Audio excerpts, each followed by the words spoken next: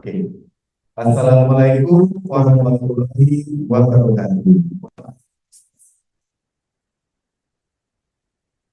Terima kasih teman-teman dan tentunya selamat datang di rumah Lady.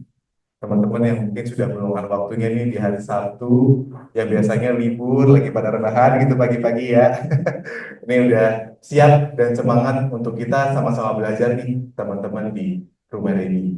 Nah, teman-teman tentunya sebagai konteks, mungkin kalau boleh kita nggak usah terlalu formal kali ya Bapak Ibu ya. Jadi biar diskusinya juga jauh lebih enak nih teman-teman gitu ya. Jadi kalau teman-teman di sini mungkin nanti ada pertanyaan atau mungkin ada hal-hal yang mau didiskusikan, jangan sungkan. Nanti kita langsung ngobrol aja tentunya di sini.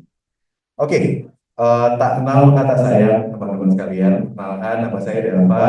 Saya yang akan memandu acara hari ini. Jadi kalau teman-teman mungkin nanti ada yang mau ditanyakan atau apa, nanti saya bisa sambungkan dengan Bapak Ibu narasumber yang udah di depan nih. Begitu teman-teman. Oke, mungkin sebelum kita mulai ke sesi kegiatan hari ini, izinkan saya memperkenalkan dulu apa itu Ready secara singkat ya teman-teman. Jadi Ready ini adalah sebuah aplikasi buat cari kerja. Mungkin di sini teman-teman ada yang udah pakai Ready, bisa katakan? Mungkin teman-teman di sini juga masih sekolah ya teman-teman ya. Gak apa-apa. Teman-teman ini kemarin udah sempat daftar ya di link yang dikasih. Nah, jadi dari form pendaftaran kemarin itu sebenarnya teman-teman juga bisa pakai untuk pelatihan buat CV. Mungkin teman-teman mungkin di sini mau cari lowongan-lowongan magang gitu ya teman-teman ya. Itu bisa juga digunakan untuk pembeliannya. Kebetulan pun kita juga sudah bermitra dengan beberapa dinas-dinas dan tentunya Kementerian Tenaga Kerja, Kemnaker, sehingga uh, cukup banyak juga lowongan yang teman-teman nanti bisa akses di platform kami. Dan tentunya selamat datang untuk teman-teman yang online juga. Apa kabarnya teman-teman? Ini kedengaran lah ya di online ya, teman-teman ya. Selamat datang sekali lagi. Nih dari kampus mana aja nih atau dari sekolah mana aja mungkin boleh dong ditulis juga di chat. Jadi aku bisa ngeliat juga nih teman-teman tuh dari mana aja.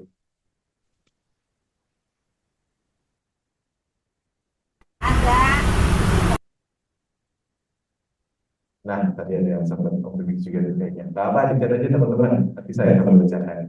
Nah, jadi teman-teman sekalian agenda hari ini tentunya ada beberapa hal nih teman-teman. Yang pertama, tentunya nanti juga ada sudut pandang dari perusahaan ini seperti apa sih biasanya kalau perusahaan itu saat ini lagi merekrut nih para tenaga kerja atau calon-calon tenaga kerjanya yang akan di-hire untuk perusahaan tersebut, gitu ya. Terus juga gimana sih cara buat CV-nya yang menarik bagi HRD, gimana cara interviewnya, terus juga eh, penentuan arah karirnya itu nanti akan seperti apa sih gitu teman-teman ya.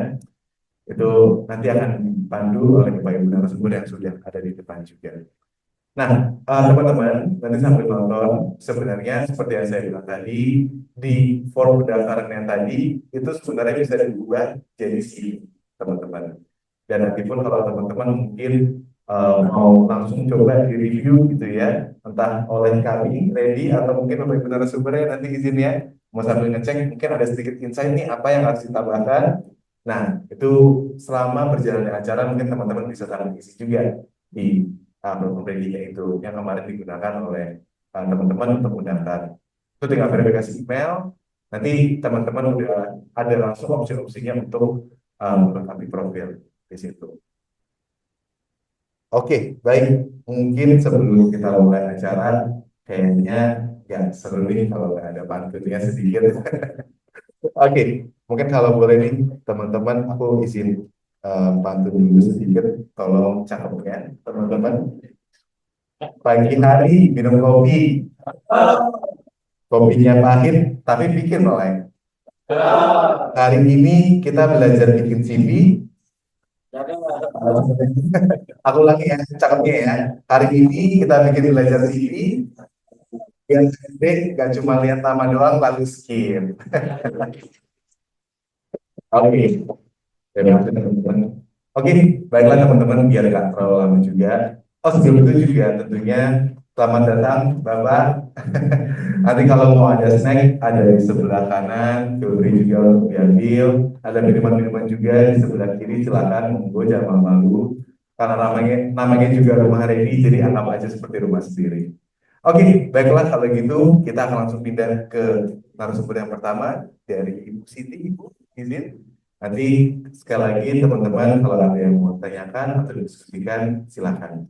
Baiklah, kalau seperti itu, Bu Siti, untuk waktu dan tempat kami persilakan.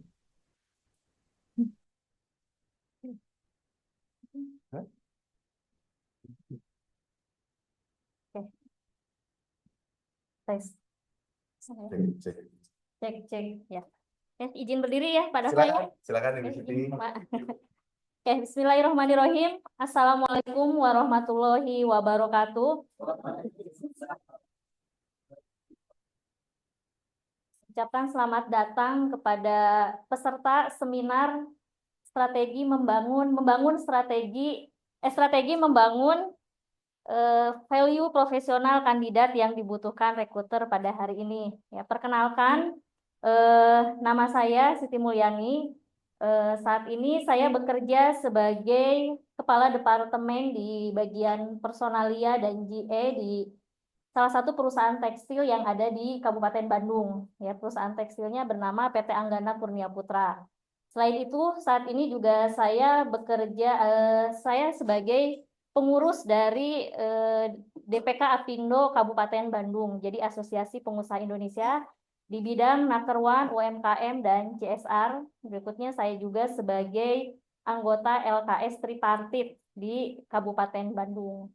Ya, jadi itu mungkin sekilas mengenai perkenalan ya, perkenalan saya, dan tak lupa saya ucapkan terima kasih kepada tim Ready ya yang sudah memberikan kesempatan kepada saya untuk bisa berbagi ilmu di sini ya, artinya sharing pengalaman mungkin saya, karena kalau untuk teori-teori mungkin nanti itu akan dibahas oleh pembicara kedua. Jadi saya lebih kepada sharing pengalaman di industri itu seperti apa dan bagaimana, di mana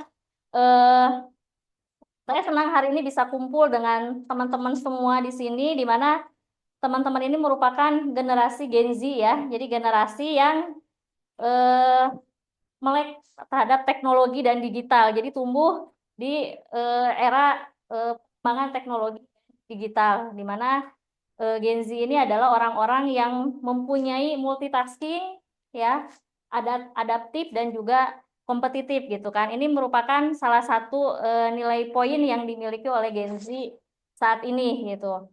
Pada kesempatan kali ini saya diminta oleh panitia untuk menyampaikan kaitannya, saya akan menyampaikan terkait tantangan yang dihadapi oleh para pencari kerja. Jadi buat lulusan-lulusan yang baru ini, apa saja sih yang akan dihadapi ke depannya pada saat akan mencari pekerjaan gitu kan. Jadi tantangan-tantangannya, kemudian apa saja yang harus disiapkan agar kita bisa mengatasi tantangan tersebut, dan yang terakhir mungkin saya akan sampaikan kaitannya dengan skill yang dibutuhkan di dunia kerja gitu ya. Jadi itu beberapa hal yang akan kita sampaikan. Nah, saya sampaikan materinya. Nah, ini daftar riwayat hidup saya tadi sudah disampaikan ya. Jadi jabatan saya tadi sudah disampaikan sebagai pengurus, sebagai anggota LKS Tripartit, dan saya juga pengalaman kerjanya itu sebagai supervisor HRD ini di PT Arsitek Sinar Indo Pratama. Kemudian saya sebagai kabak personalia umum di Dialog Group. Jadi ini perusahaan garmen ya, Dialog Group. Kemudian untuk sekolah saya ini, saya pendidikan terakhir di Politeknik Negeri Bandung dan program studinya adalah elektronika. Ya, jadi saya bukan lulusan MSDM, bukan lulusan manajemen, psikolog dan lain sebagainya, tapi saya lulusannya di program studi elektronika. Ya, itu sekilas mengenai daftar riwayat hidup saya. Selanjutnya. Ya pemirsa, tahun 2025 menjadi periode yang penuh tantangan bagi dunia ketenagakerjaan Indonesia. Gelombang PHK melanda beserta beberapa sektor industri. Meski pemerintah berusaha untuk menyediakan lapangan kerja, hal ini tetap menjadi tantangan bagi Gen Z karena harus menyesuaikan keterampilan dengan kebutuhan dunia kerja.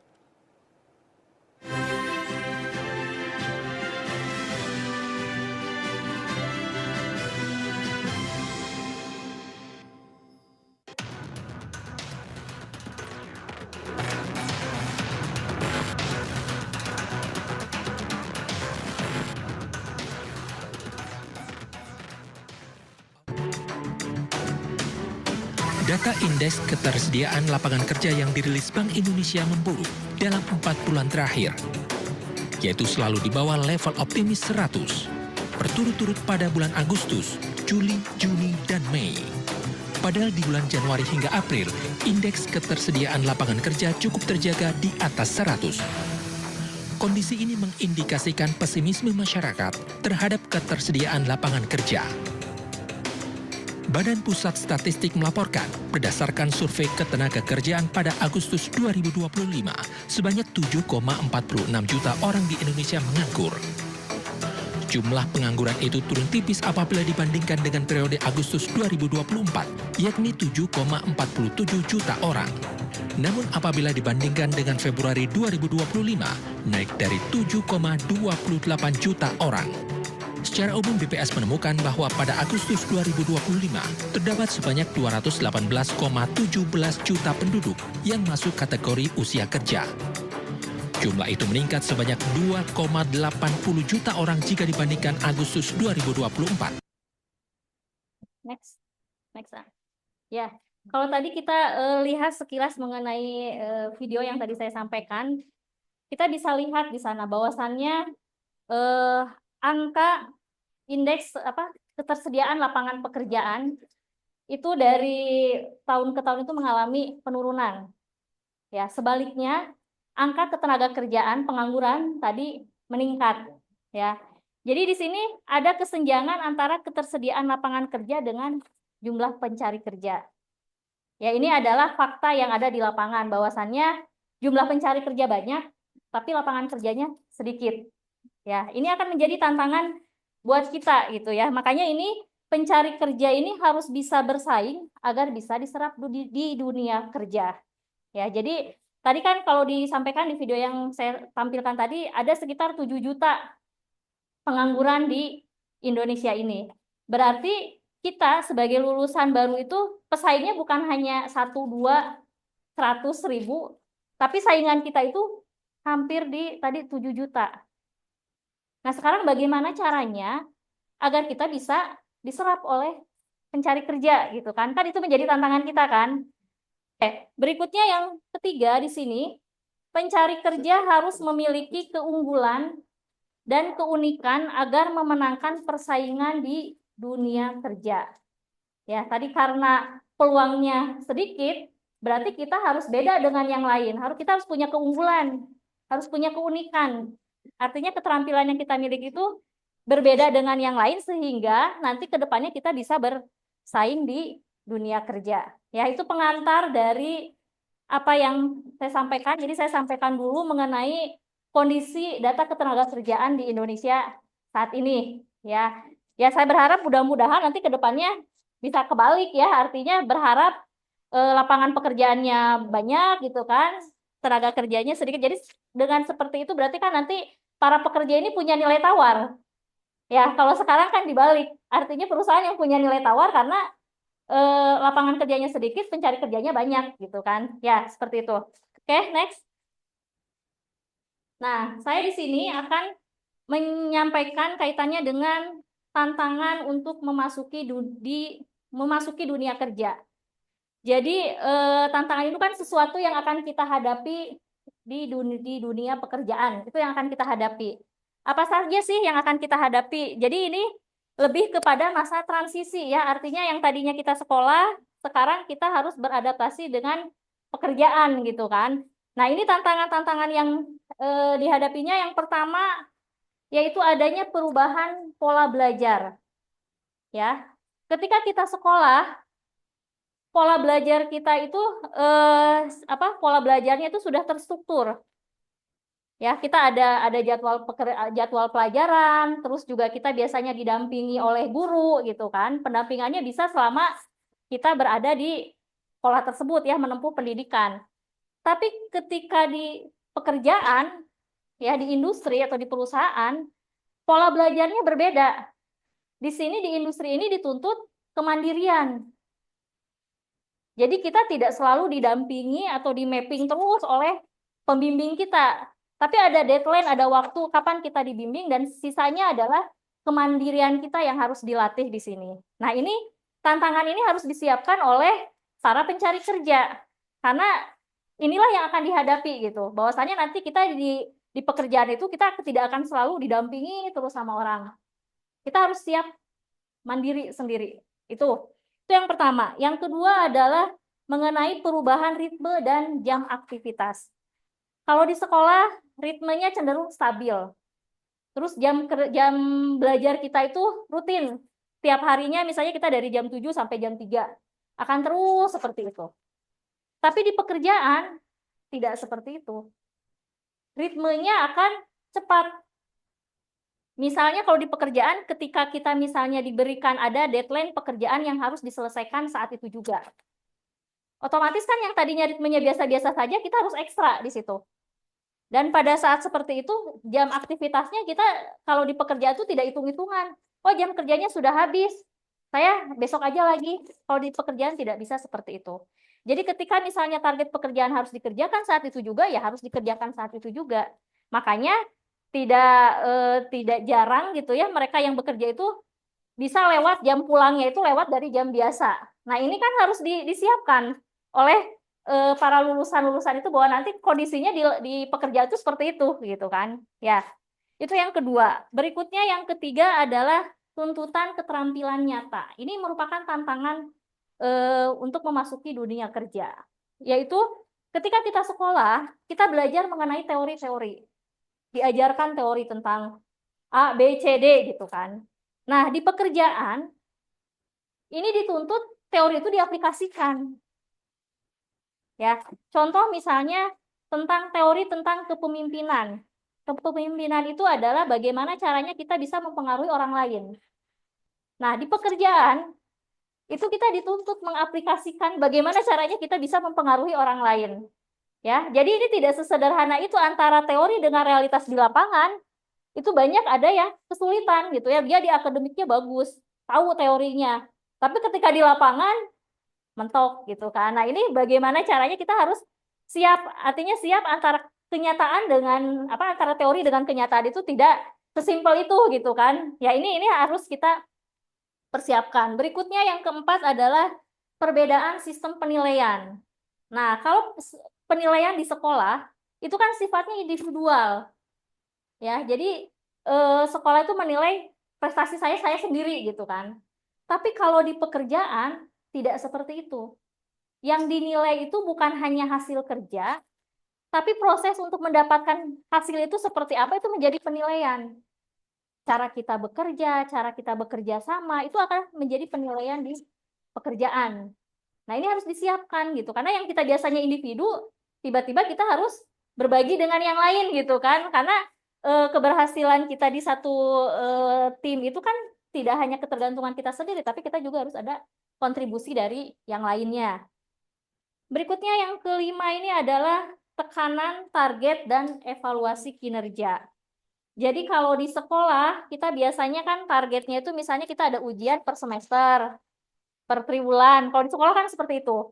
Tapi kalau misalnya di pekerjaan, itu cenderung singkat gitu targetnya itu. Jadi lebih cepat penetapan targetnya itu bisa harian, bisa mingguan, bisa bulanan. Dan yang membedakan di sini adalah evaluasi kinerjanya. Jadi kalau misalnya tadi di sekolah kita per semester baru kita dievaluasi hasil kerjanya seperti apa gitu kan. Tapi kalau di pekerjaan targetnya dipercepat, artinya targetnya per hari, per minggu, per bulan, dan evaluasinya juga berkelanjutan. Jadi tidak nanti 6 bulan baru dievaluasi, itu setiap saat juga akan terus dievaluasi gitu kan. Nah ini juga menjadi tantangan yang harus kita pahami dulu sebelum kita masuk ke dunia pekerjaan. Berikutnya yang keenam adalah tantangan beradaptasi dengan rekan kerja. Jadi adaptasi ini bagaimana kita bisa menyesuaikan dengan rekan kerja kita. Jadi pada saat kita sebagai lulusan baru, kita masuk ke satu perusahaan, di mana di perusahaan itu pasti kita bertemu dengan senior-senior kita gitu ya. Kita bertemu dengan rekan kerja. Nah, ini tantangan kita bagaimana kita bisa beradaptasi dengan mereka. Bagaimana caranya kita bisa diterima oleh para senior-senior ini gitu. Karena biasanya ketika kita masuk karena kita junior, jadi kita tuh nggak pede, malu, canggung gitu ya. Padahal ini tantangan gitu yang harus kita hadapi bagaimana caranya kita bisa beradaptasi dengan mereka. Ya, next. Nah, tadi saya sampaikan mengenai apa sih yang akan kita hadapi nanti di pekerjaan itu. Tadi saya sampaikan beberapa poinnya, perbedaan-perbedaan antara sekolah dengan di pekerjaan. Berikutnya di sini saya sampaikan mengenai apa yang harus kita siapkan agar tantangan-tantangan itu terjawab gitu kan. Nah, yang perlu dipersiapkan yang pertama di sini adalah kompetensi akademik dan profesional. Ya, kalau istilahnya itu hard skill dan soft skill. Jadi kalau misalnya di kompetensi akademik itu kan kalau di sekolah berarti kaitannya dengan nilai. Nilai yang bagus pada waktu sekolah itu bisa menjadi modal untuk kita melamar pekerjaan. Ya, karena biasanya jadi poin tersendiri, oh ini anaknya prestasinya bagus nih. Pekerjaan tidak hanya menuntut kompetensi akademik saja. Di pekerjaan juga dituntut profesional. Profesional ini artinya bagaimana caranya kita mengelola pekerjaan yang diberikan.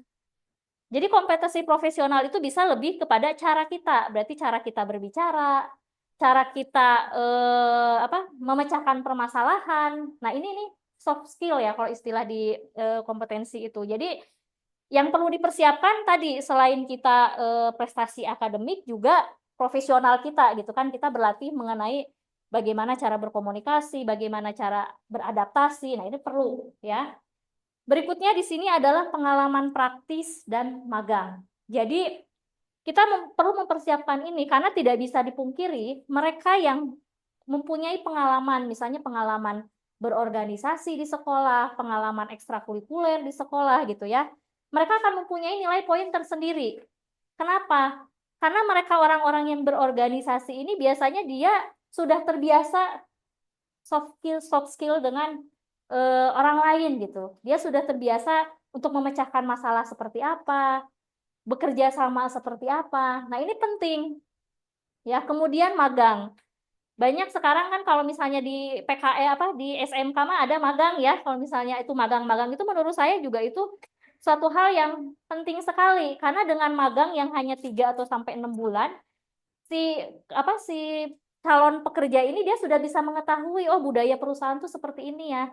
Jadi pada saat dia memasuki dunia kerja dia udah terbiasa. Oh, saya udah pernah tuh waktu PKL di mana gitu. Karena pada dasarnya semua industri tidak jauh berbeda lah, hampir sama seperti itu. Mungkin yang berbeda hanya jenis pekerjaannya saja, tapi yang lainnya itu hampir sama. Makanya modal ini perlu. Jadi pengalaman praktis dan magang ini harus dipersiapkan sebelum kita nanti masuk ke dunia pekerjaan. Berikutnya di sini adalah keterampilan digital dan teknologi. Ya, jadi ini merupakan tuntutan yang memang wajib untuk para pencari kerja saat ini gitu kan, di mana kita tidak bisa hindari digital dan teknologi ini, kita tidak bisa hindari. Tadi disampaikan kan generasi Gen Z ini adalah generasi yang tumbuh bersama dengan perkembangan teknologi dan digital. Jadi kita tidak mau mengikuti perubahan itu. Sekarang di perusahaan-perusahaan banyak yang teknologinya itu serba canggih. Ya, operasi mesin itu dia canggih. Nah, kalau kitanya gaptek kan tidak bisa bersaing nanti di sana, ya.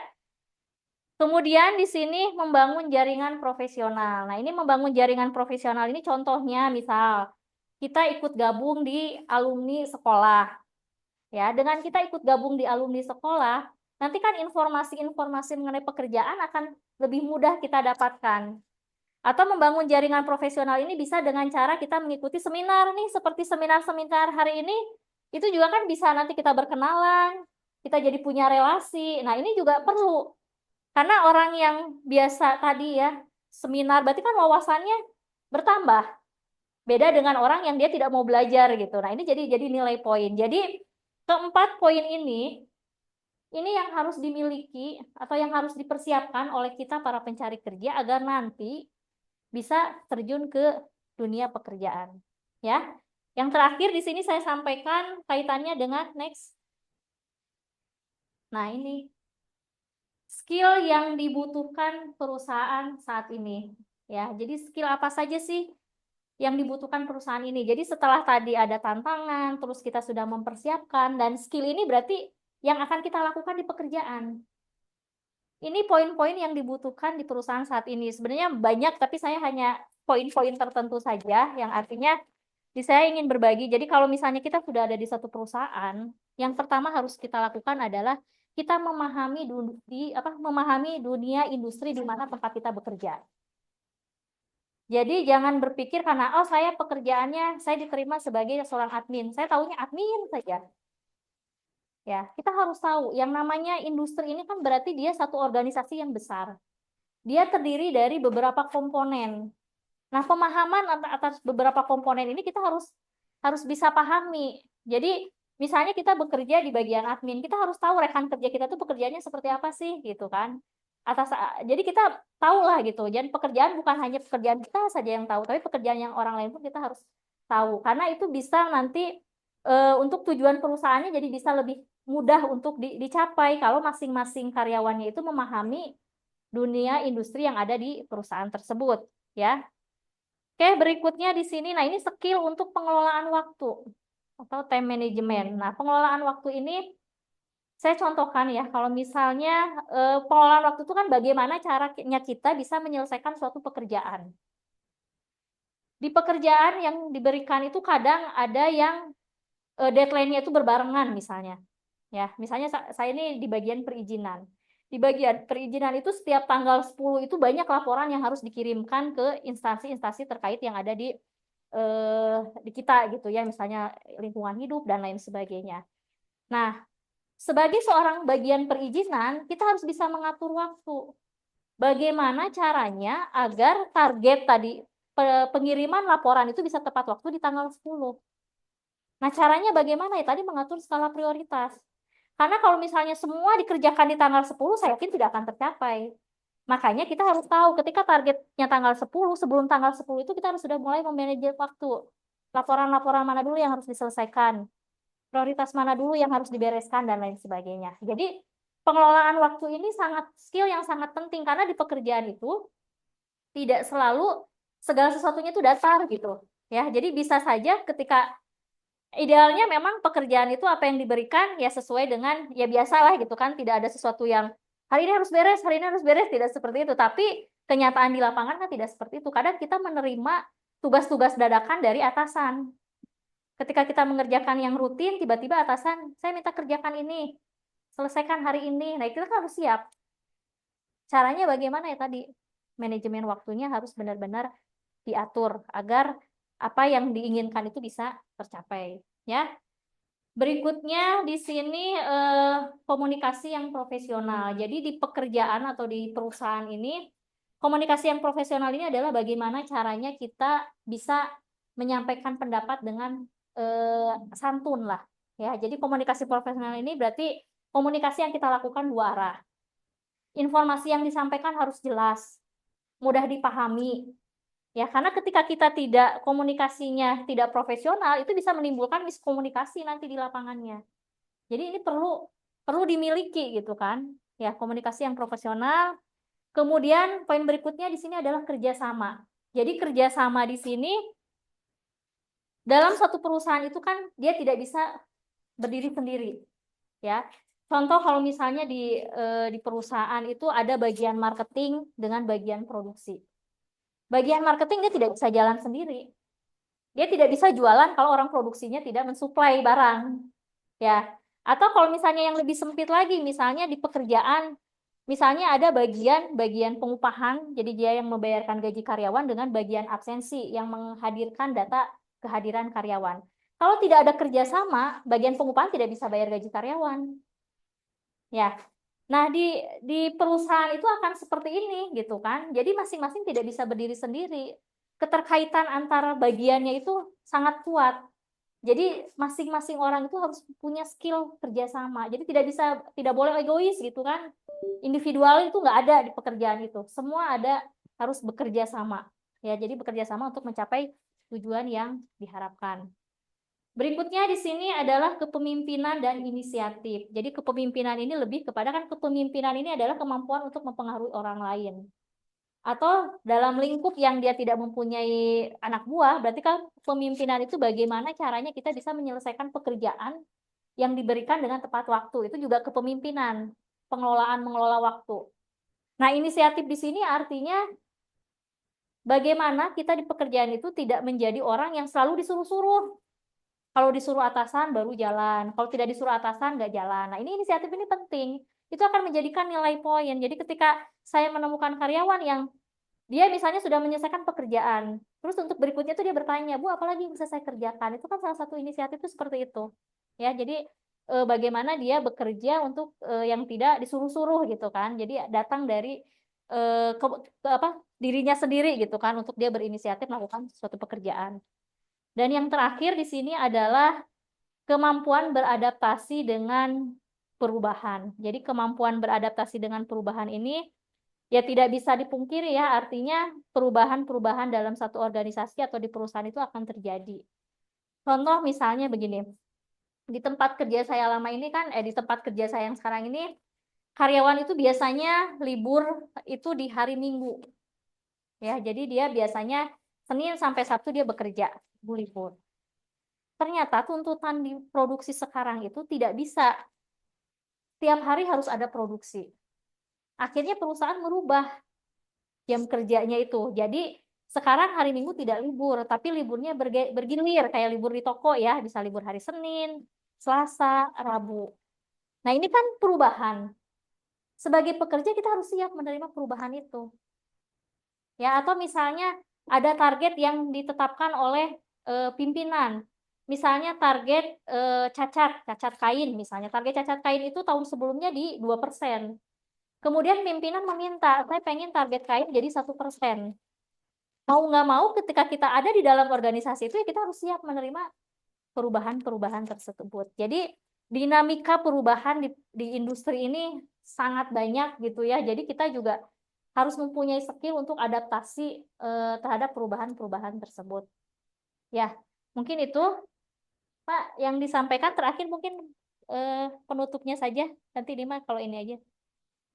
Nah, ini ya. Jadi penutup dari saya adalah bahwa untuk memasuki dunia kerja saat ini bukan sekedar hanya memiliki ijazah, tapi kita dituntut untuk memiliki keterampilan yang dibutuhkan dunia usaha agar kita dapat bersaing dan meraih kesuksesan. Jadi tidak hanya ijazah saja sudah cukup, tapi ternyata apa yang dibutuhkan oleh industri kita itu harus miliki agar kita bisa bersaing di masa depan dan meraih kesuksesan.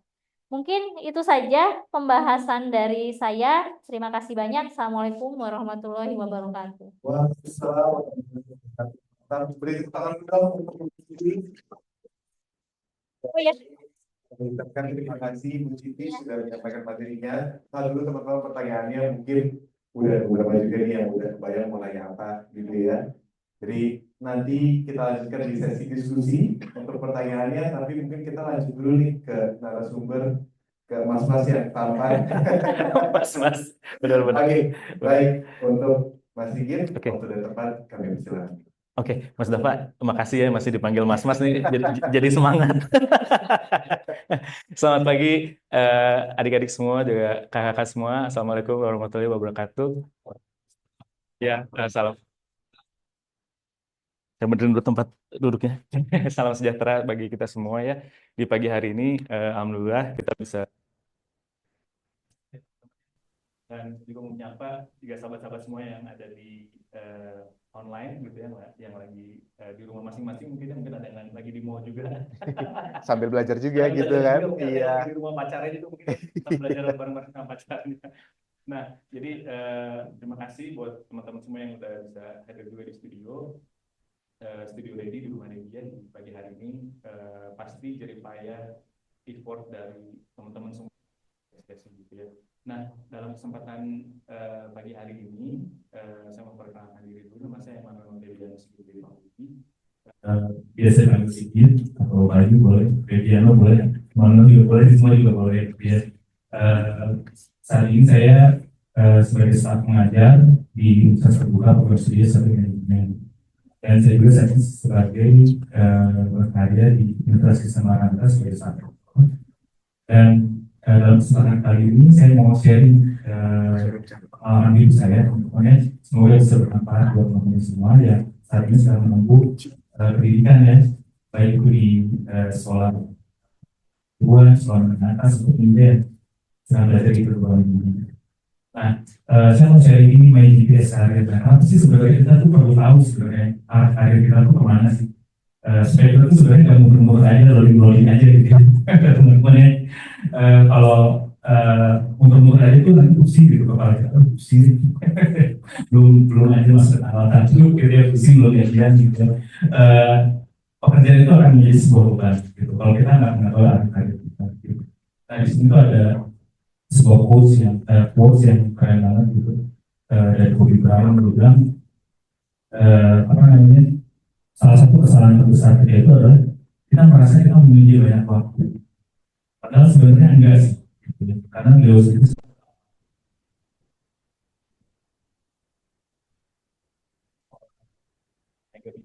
dalam sebuah olahraga basket gitu ya, tapi kehidupannya sangat singkat gitu. Kita juga sih sebenarnya nggak tahu ya gitu, kehidupan itu tuh akan berakhir kapan gitu. Dan yang lebih, justru yang lebih ngerinya adalah di tahun 2006 itu adalah 20 tahun yang lalu sebenarnya gitu, nggak terasa gitu. Waktu itu sangat sangat cepat sekali, makanya kita tuh harus dari sekarang mulai mengenali diri kita sendiri, potensi diri kita sendiri sebenarnya, karakteristik kita yang utama, talenta kita yang utama itu sebenarnya supaya arah karir kita juga tepat dan kita juga nggak keluar masuk pekerjaan dalam waktu yang sangat singkat. Baru sebulan kerja, bulan depan kita udah keluar. Itu juga sebenarnya buat kerja korupsi itu kurang baik. Ya. Tapi kalau kita bisa bertahan minimal di sebuah pekerjaan 2 tahun aja, kita fase growth kita di dalam karir life cycle kita di tahun kedua itu bisa menjadi sebuah catatan yang cukup baik di perusahaan lain ketika kita mau loncat ke perusahaan yang lain. Nah, mungkin ada peluang yang lebih bagus. Jadi kita dinilai bahwa kita punya dedikasi dan kita memang mau belajar perusahaan itu akan lagi itu. Dan ada pengalaman yang bermanfaat juga buat perusahaan yang baru itu. Nah, jadi saya bilang GPS karir itu adalah the art of finding career path through birthday analysis gitu. Jadi menemukan jalur karir itu sebuah seni sih, karena setiap orang pasti punya caranya masing-masing. Jadi kita juga nggak bisa judgement, tapi kalau ada sesuatu yang baik kita bisa contoh. Nah, ternyata dari inovasi pembelajaran selama ini dengan adanya kolaborasi ilmu pengetahuan itu, kita menemukan sebuah metode yang namanya success number analysis, yaitu gabungan antara Pythagoras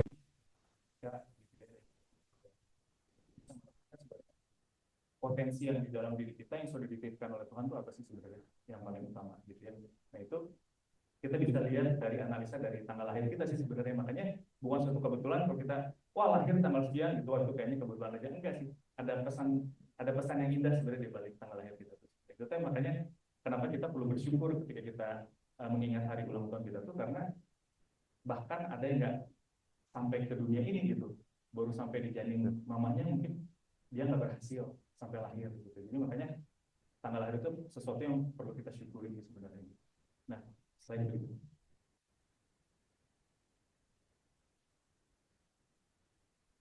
Oke, ini tadi saya sudah coba jelasin ya bahwa tanggal lahir kita itu adalah sebuah media yang dapat digunakan untuk melihat sebenarnya potensi karir kita, bakat kita itu seperti apa.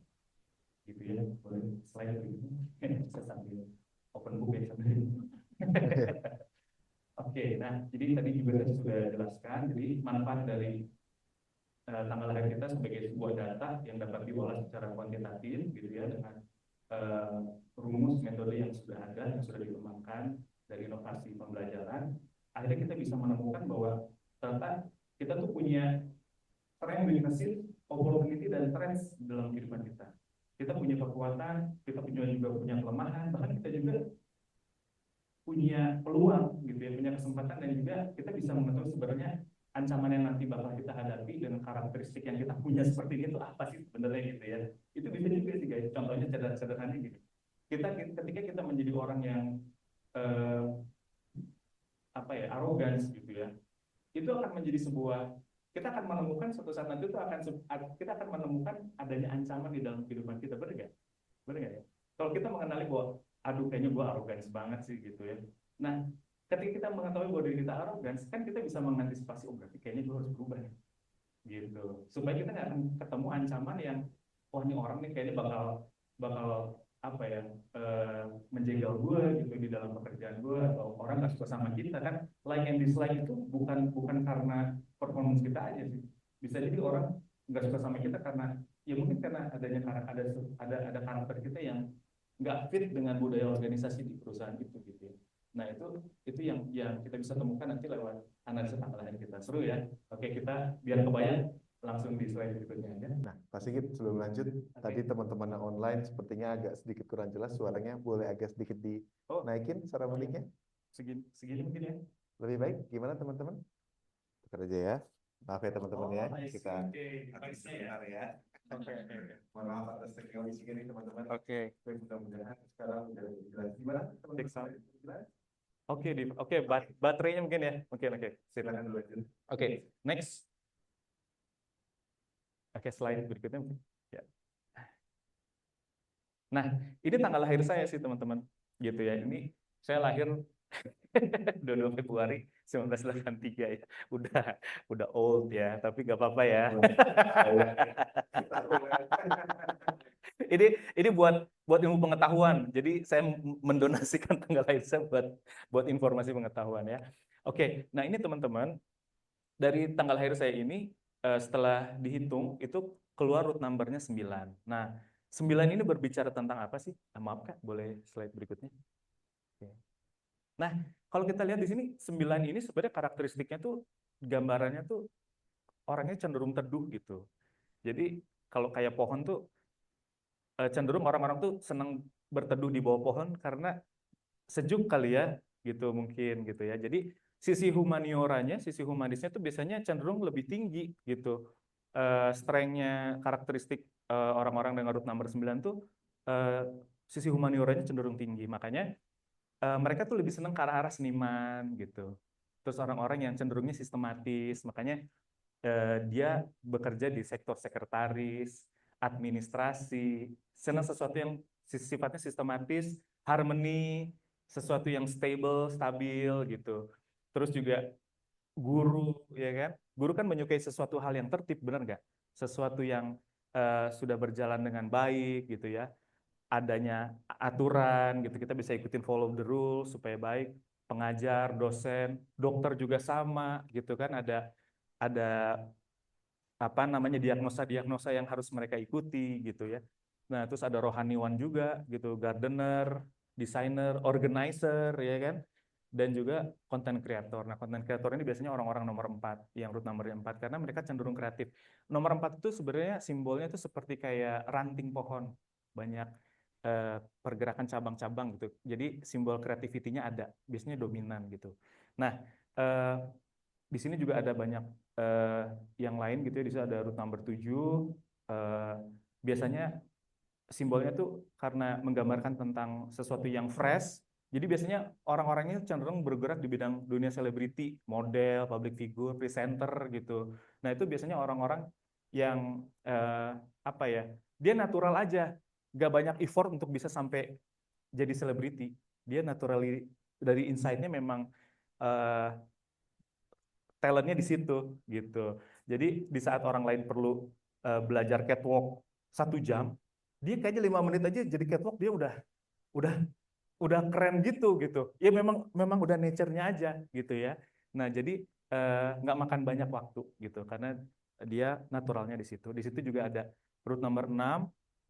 Cenderung profesinya tuh biasanya kayak yang tangguh gitu ya, kayak polisi, tentara gitu ya, pengacara gitu kan. Itu dunia-dunia yang cukup keras ya, teman-teman semua ya, gitu ya. Nah, tapi di situ juga angka 1 menggambarkan tentang ketelitian. Jadi biasanya ada sektor akuntan, bankir, mekanik, otomotif kayak gitu. Di situ. Terus kemudian ada tentang root number 3 dan 8 itu cerita tentang orang-orang yang semangatnya berapi-api gitu ya. Kalau kita pernah baca di buku, wih semangatnya tuh on fire banget sih dia gitu. Nah, itu tuh gambar tentang api. Nah, biasanya orang-orang kayak gini senang ada di dapur gitu dia. Jadi chef, ya kan, electrician yang apa namanya yang teknik-teknik elektro kayak gitu ya, programmer, orang-orang sipil yang mereka ngerti banget gitu ya. Terus di beauty consultant juga, karena memang sesuatu yang jelimet mereka ada di gitu, mereka bisa. Nah, juga di situ ada root number 5, cerita tentang tanah, fondasi. Biasanya orang-orang di sini tuh yang seneng-seneng area-area developer, properti kayak begitu. Gitu. Itu. Nah, ini kok bisa sih? Bisa sih Mas, kok bisa sih ketemu kayak begini? Karena samplingnya 600.000.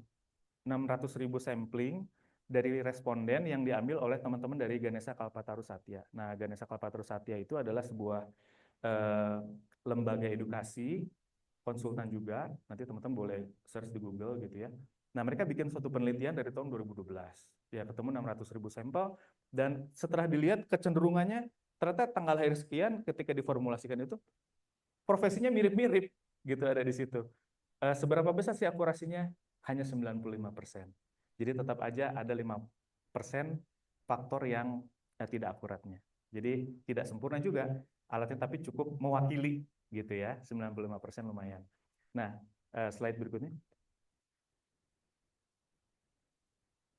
Nah, ini tanggal lahir saya sama tanggal lahir istri saya gitu. Nah, ini kebetulan istri saya itu setelah diformulasikan, hasilnya tuh dia root number-nya 4. Cenderung orangnya kreatif gitu ya. Nah, kalau secara relasional gimana hubungannya? Ternyata kalau sama saya tuh dia senangnya bareng-bareng terus. Jadi dia akan bete kalau saya tinggal terlalu lama, guys. Makanya saya juga nggak bisa lama-lama. Jadi kalau misalkan ada yang nanya, Om, kenapa ya saya sama pacar saya sering ribut aja, berantem aja? Ada kemungkinan karakteristiknya agak berseberangan. Jadi effortnya tuh harus ekstra double. Cuma mau sampai kapan? Capek dong, ya enggak? Kan waktu berjalan terus ya, ya kan gitu. Tadi teh Mas Dava buka dengan pantun ya.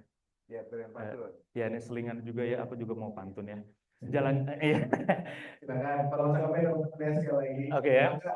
Ya. Jalan-jalan ke toko Gria. Jangan lupa membeli mangga. Memilih karir yang tepat adalah utama demi rumah tangga yang bahagia. Iya kan? Jadi memang guys, ya, kenapa sih repot-repot banget sih Om ngomongin masalah karir dari tadi? Karena memang penting sih. Jadi it's not about love aja ternyata guys. Jadi nggak cuma sekedar hanya kita rindu-rindu dan sayang aja, karena someday memang kita perlu berkarya gitu. Memang kita perlu berkarir untuk memaintain ini nih, memelihara hubungan kita dengan orang yang kita sayangi, benar nggak? Gitu ya. Nah, next slide-nya udah mau selesai sedikit lagi. Nah, ini contoh kasus. Jadi gini guys, waktu itu Dago Dream Park ini mengalami problem issue yang tingkat turnover-nya tuh tinggi banget. Artinya banyak yang sering keluar masuk perusahaan gitu. Hari ini applied, besok resign. Nah, setelah kita cek gitu ya, kita bantu konsultasikan gitu.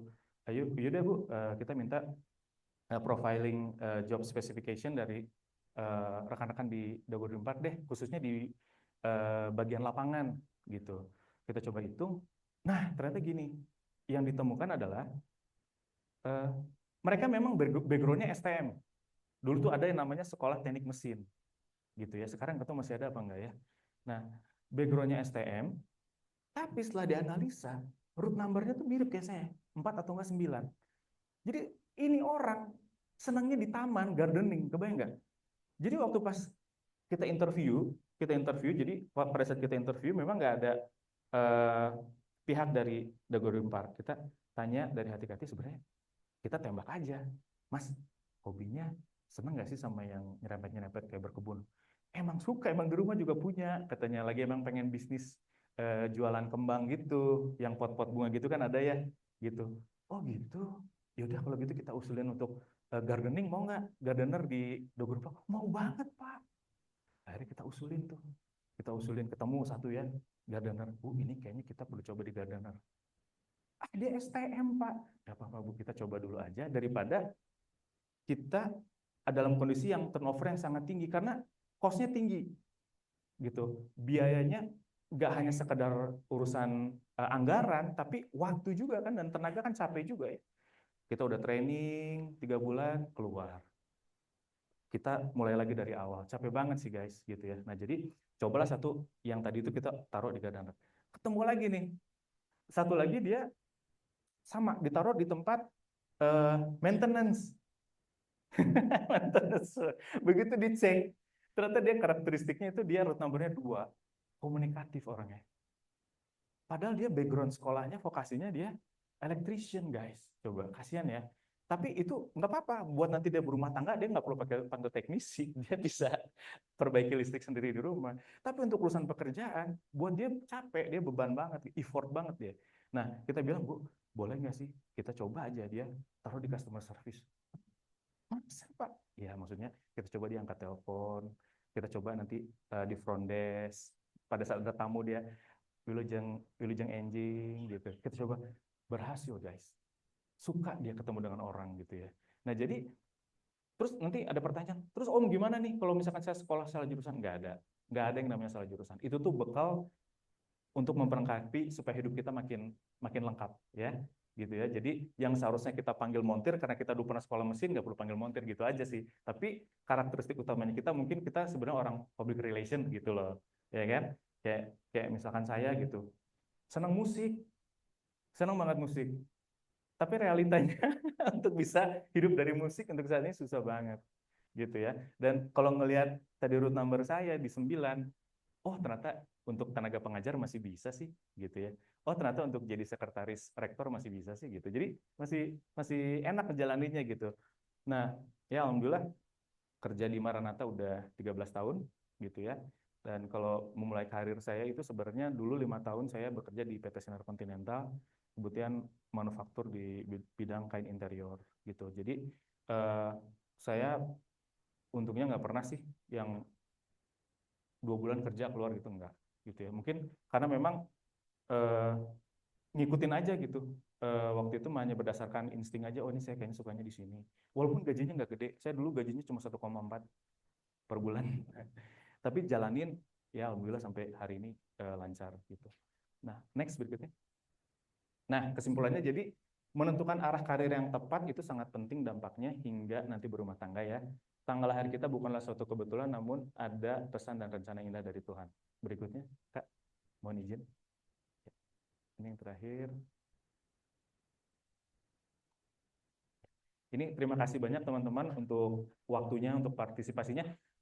Buat yang mau konsultasi, mau curhat, sok aja, WA aja. Ini scan aja nomor WA saya. Kapan aja mau chatting, sok bebas. Misalkan mau nanya apa aja, chatting apa aja bebas, silahkan gitu. Itu aja sih dari saya, semoga bermanfaat ya teman-temannya. Terima kasih. Terima kasih sekali lagi Pak. Ya. Nah, teman-teman nih, Bapak sudah nomor WhatsApp dari Pak Sigit langsung ya Pak ya. Jadi nanti kalau mungkin mau konsultasi atau mungkin nanya-nanya, cari jodoh bisa juga Pak. Kenapa? Cari jodoh bisa juga. Siapa lagi jodoh juga Mas? Iya. Mas Dava kali ya kita.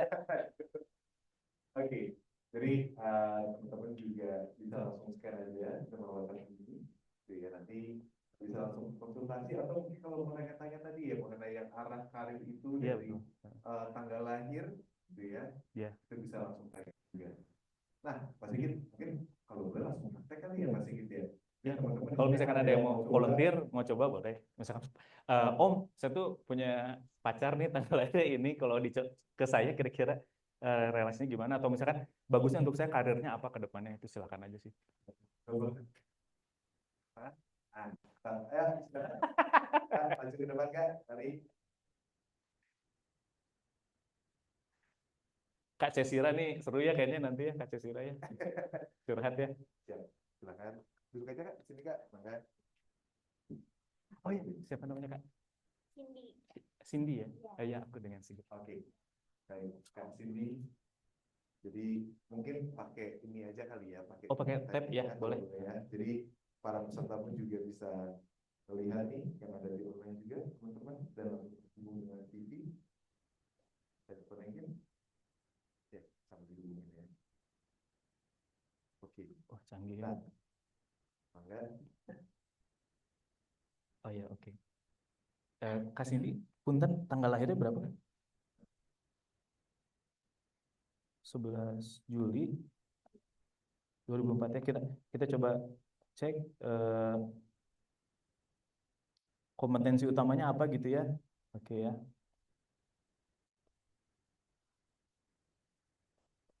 Oke. Nah, sebenarnya kalau ngelihat di sini sih root numbernya kan 6.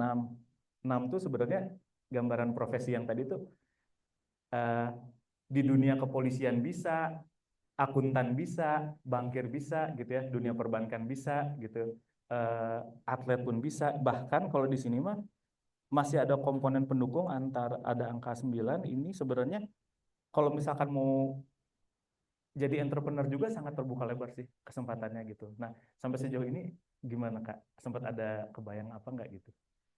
Sebenarnya, ya. Sebenarnya ini jadi salah satu pertanyaan saya mengikuti kegiatan ini. Iya, iya. Karena itu dalam penentuan jalur karir ke depan, saya itu masih banyak mempertimbangkan hal-hal yang saya minati. Karena sejauh ini yang saya pahami dari diri saya sendiri, saya senang di dunia komunikasi, kemudian juga di dunia entrepreneur. Cuman di sisi lain apa ya, mungkin relasi atau jaringan profesional saya itu lebih menjurus pada lebih pada pendidikan yang memang sesuai dengan jurusan saya juga. Saya ngambil jurusan di Tadris Bahasa Indonesia.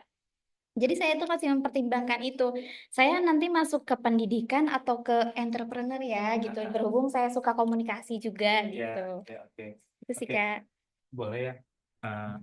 Kalau yang tadi Kak Cindy bilang sih sebenarnya nggak menutup kemungkinan juga sih, misalkan kayak mau di komunikasi gitu ya, hanya mungkin less effortnya. Kan manajemen itu berbicara tentang tata kelola sumber daya sih, gitu ya, sumber daya waktu, energi juga, pikiran kita juga gitu ya. Nah, dan juga seberapa efektif sih kita dari effort yang ada kita bisa dapat profit yang menguntungkan buat kita sih sebenarnya gitu. Nah, jadi kalau misalkan melihat dari pemetaan yang tadi itu peluang yang cukup lebar itu sebenarnya di entrepreneurship sih gitu, di entrepreneurship gitu. Jadi buat Kak Cindy sendiri sebenarnya secara hitung-hitungan keuangan itu sangat suka gitu. Jadi di saat teman-teman Kak Cindy yang lain mah sangat effort gitu ya, atau menghindari hitungan angka, Kak Cindy mah suka gitu. Dan untuk entrepreneurship itu menghitung itu penting, karena kalau nggak boncos nanti. Jadi modalnya udah ada, senang untuk hitung-hitungan, dan juga peluang untuk jiwanya ya. Kalau tadi spirit karakteristik entrepreneurship-nya juga ada. Jadi dengan adanya jiwa entrepreneurship-nya udah ada, terus udah itu kasih juga senang hitung-hitungan. Itu kalau dikombinasiin, itu bisa jadi sebuah apa namanya, hasil yang menguntungkan buat Kasindi sih sebenarnya. Jadi untuk bisa mendapatkan profit dari bisnisnya Kasindi itu nggak memerlukan energi untuk berpikir yang berat gitu. Itu sih mungkin kalau dari saya. Kasindi ada lagi mungkin yang mau ditanya?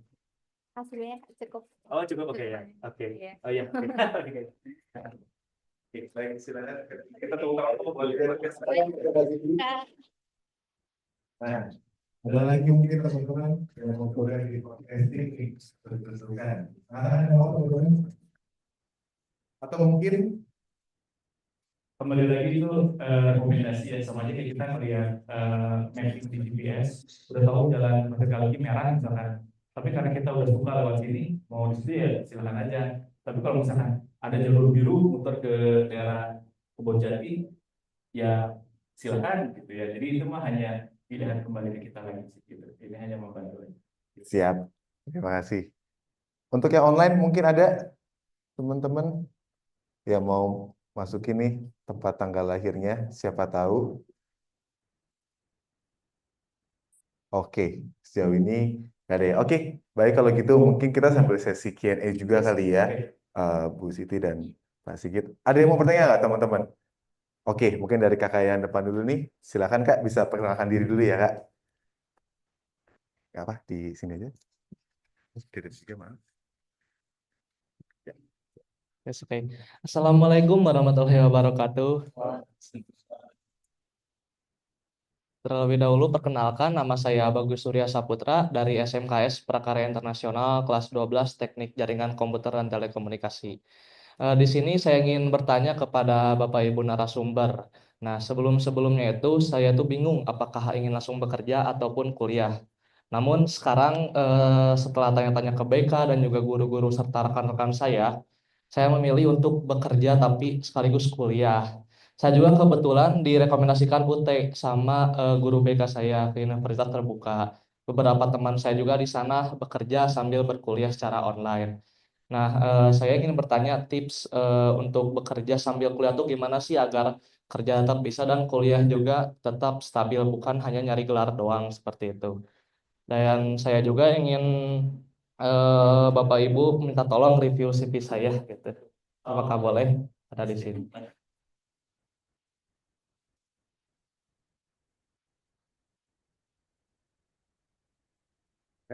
Gitu kan. Oh, Nah, mungkin ini biar lebih mudah dinarasikan saja mungkin yang di situ dan Mas Sigit kalau ada. kecilin tulis. Bisa di zoom, Bu. Bisa di zoom. Bisa di. Nah, Ya ini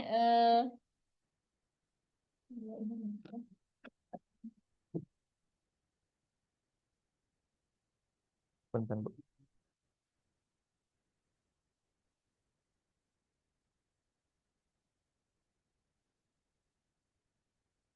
ini Bagus Surya Saputra. Ini minta review CV ya, Ya. review CV. Saya adalah orang yang ambisius serta senang mengikuti kegiatan untuk menambah skill, serta pengalaman saya juga memiliki skill public speaking yang bagus serta berpengalaman dalam beberapa kegiatan berorganisasi di sekolah. Terus di sini ada prestasi yang disampaikan, kemudian pengalaman kerja, pendidikan, soft skill, hard skill, dan bahasa. Ya, kalau saya lihat di sini dari CV yang disampaikan, mungkin untuk poin yang tadi tentang pribadi ya, usul dari saya sih lebih di eh, dalam bentuk poin-poin gitu. Kalau ini kan bacanya itu koma, ambisius, koma gitu. Jadi terlalu panjang gitu. Jadi kalau misalnya si rekruter tuh ngelihatnya jadi harus baca kayak banyak gitu. Tapi kalau misalnya dibikin per poin gitu kan itu lebih lebih singkat. Misalnya tentang saya ini satu ambisius, kedua apa, ketiga apa. Jadi kan orang bacanya lebih lebih enak gitu kan di situ. Mungkin itu. Kemudian untuk foto profil ini sudah bagus ya. Jadi kalau misalnya kita bikin CV, dipastikan bahwa foto profil yang kita gunakan itu artinya yang sopan ya dan formal. Itu saran saya. Jadi pada saat membuat CV dipastikan harus sopan ya. Jadi jangan yang tidak sopan lah istilahnya seperti itu. Kemudian mungkin di sini sudah disampaikan ini nomor sudah ada ya, nomor telepon yang bisa dihubungi. Mungkin Kak bisa di ini ada di situ cara membuat CV. Ya, jadi sekalian aja biar nanti tinggal dievaluasi saja. Nanti saya terangkan di sini ada kan kebetulan ada yang bertanya ya bagaimana cara membuatnya. Di sini untuk tips membuat CV yang menarik. Jadi CV itu harus dibuat singkat, padat dan jelas. Tujuannya untuk apa? Biar si rekruter ini dia dapat dengan mudah gitu. Kalau misalnya kita CV-nya panjang terus tidak jelas dan biasanya itu langsung dialihkan oleh rekruter karena kan yang dicek itu CV bukan satu dua, banyak. Jadi makanya dalam membuat CV ini yang dipastikan yang pertama CV-nya itu singkat, padat dan jelas ya.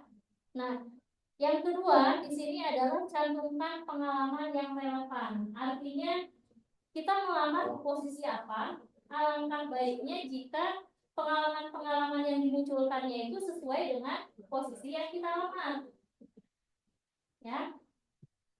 Berikutnya di sini cek tata bahasa, pastikan bahwa CV yang ditulis bebas dari typo atau dan kesalahan grammar. Jadi ini juga harus perhatikan ya kalau misalnya kita pakai bahasa Inggris, pastikan grammarnya benar gitu ya. Terus jangan sampai kita membuat CV banyak salah nulis. Nah ini juga akan menjadi bahan penilaian buat rekruter pada saat dia mengecek CV pelamar yang masuk. Nah, di sini pakai font profesional atau font yang mudah dibaca. Jadi sebisa mungkin CV yang kita buat itu mudah dibacanya. Jadi ada font-font yang susah gitu bacanya tuh. Jadi kita jadi pusing gitu ya buat rekruter ini. Tapi kalau misalnya yang biasa ya biasanya kan kita pakai Times New Roman gitu ya atau Arial. Biasanya kita pakai yang seperti itu tuh mungkin memudahkan. Jadi terus tulisannya itu hurufnya harus 12 gitu. Jadi jangan yang terlalu gede, terlalu kecil dan lain sebagainya. Nah, ini harus diperhatikan pada saat kita membuat CV. Kemudian di sini cantumkan kontak yang aktif ya. Jadi jangan kita mencantumkan kontak itu yang jarang kita pakai. Padahal kontak ini sangat perlu sekali buat ketika misalnya si rekruter akan memanggil.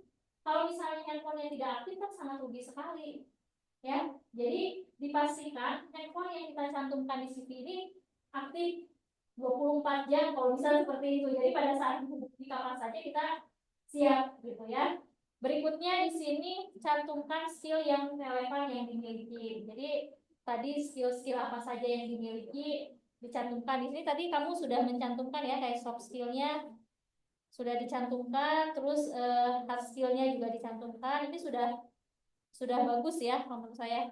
Kemudian tadi tulis pencapaian. Jadi pencapaian yang sudah pernah diikuti di sini juga ada kan sebagai ikut organisasi sebagai anggota penggerak Merah Putih gitu ya, ketua English Club. Nah, ini udah bagus, dia sudah mencantumkan pencapaian-pencapaian yang dia dapatkan selama sekolah misalnya seperti itu ya. Kemudian yang terakhir memang harus dibaca ulang. Apa yang akan kita kirimkan itu dipastikan sudah sesuai misalnya ya. Jadi jangan sampai ada yang tidak relevan atau yang tidak sesuai kita kirimkan, karena itu akan menjadi bumerang. Karena sebenarnya CV ini menjadi pintu awal ya promosi kita kepada perusahaan, makanya dibuat semenarik mungkin, sebaik mungkin. Jadi untuk yang bagus ini kalau saya lihat sudah cukup ya. Jadi semuanya tadi yang saya sampaikan sudah ada di sini. Tinggal itihan saja tadi mungkin tentang sayanya di PowerPoint saja. Koreksi dari saya mungkin seperti itu, Pak. Terima kasih. Bu. Yuk. Sudah terjawab pertanyaannya? Sama paling pertanyaan yang pertama Kak, yang kan saya tuh mau bekerja sambil kuliah ya. Kuliah juga kemungkinan besar kalau begitu di UT karena rekomendasi dari guru BK saya juga.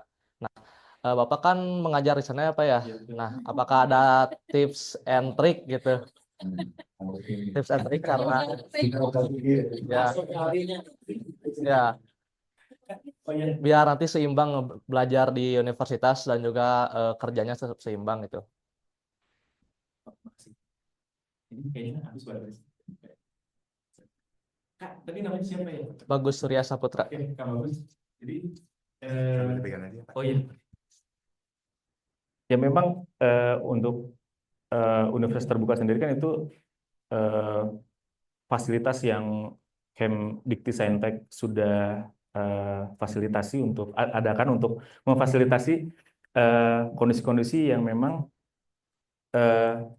masyarakat Indonesia yang memang pengen tetap studi tapi juga tetap produktif gitu untuk tetap bekerja gitu ya. Jadi mereka memberikan solusi itu. Nah, yang dipikirkan oleh Kak Bagus ini udah tepat sih sebenarnya, karena memang di universitas terbuka sendiri kan sangat fleksibel. Jadi kalau Kak Bagus misalkan, aduh baru ada waktunya malam dan itu misalkan di weekend ya hari Sabtu, silakan aja dikejar si materi diskusi dan juga materi tugasnya, karena dia tuh 24 hours dia online sih gitu, dan materi-materi juga bentuknya rekaman.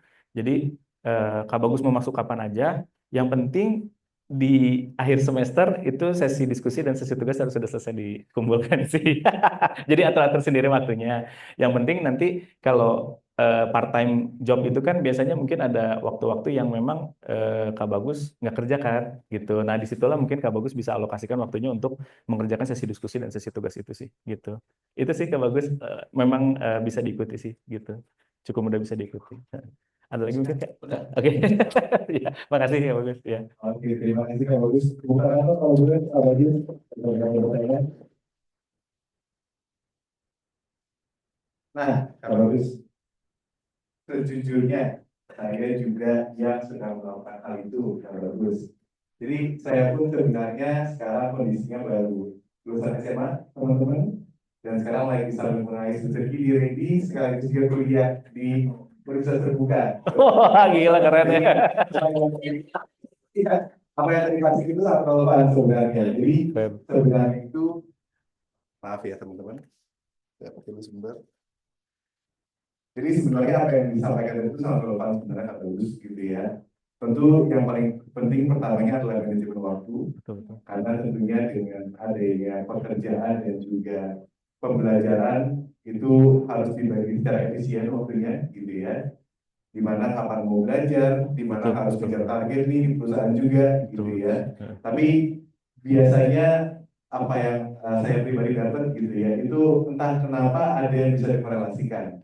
Jadi contohnya saya belajar nih di kampus gitu ya tentang presentasi deh gitu, contohnya tentang bahasa Indonesia tapi materinya tentang presentasi.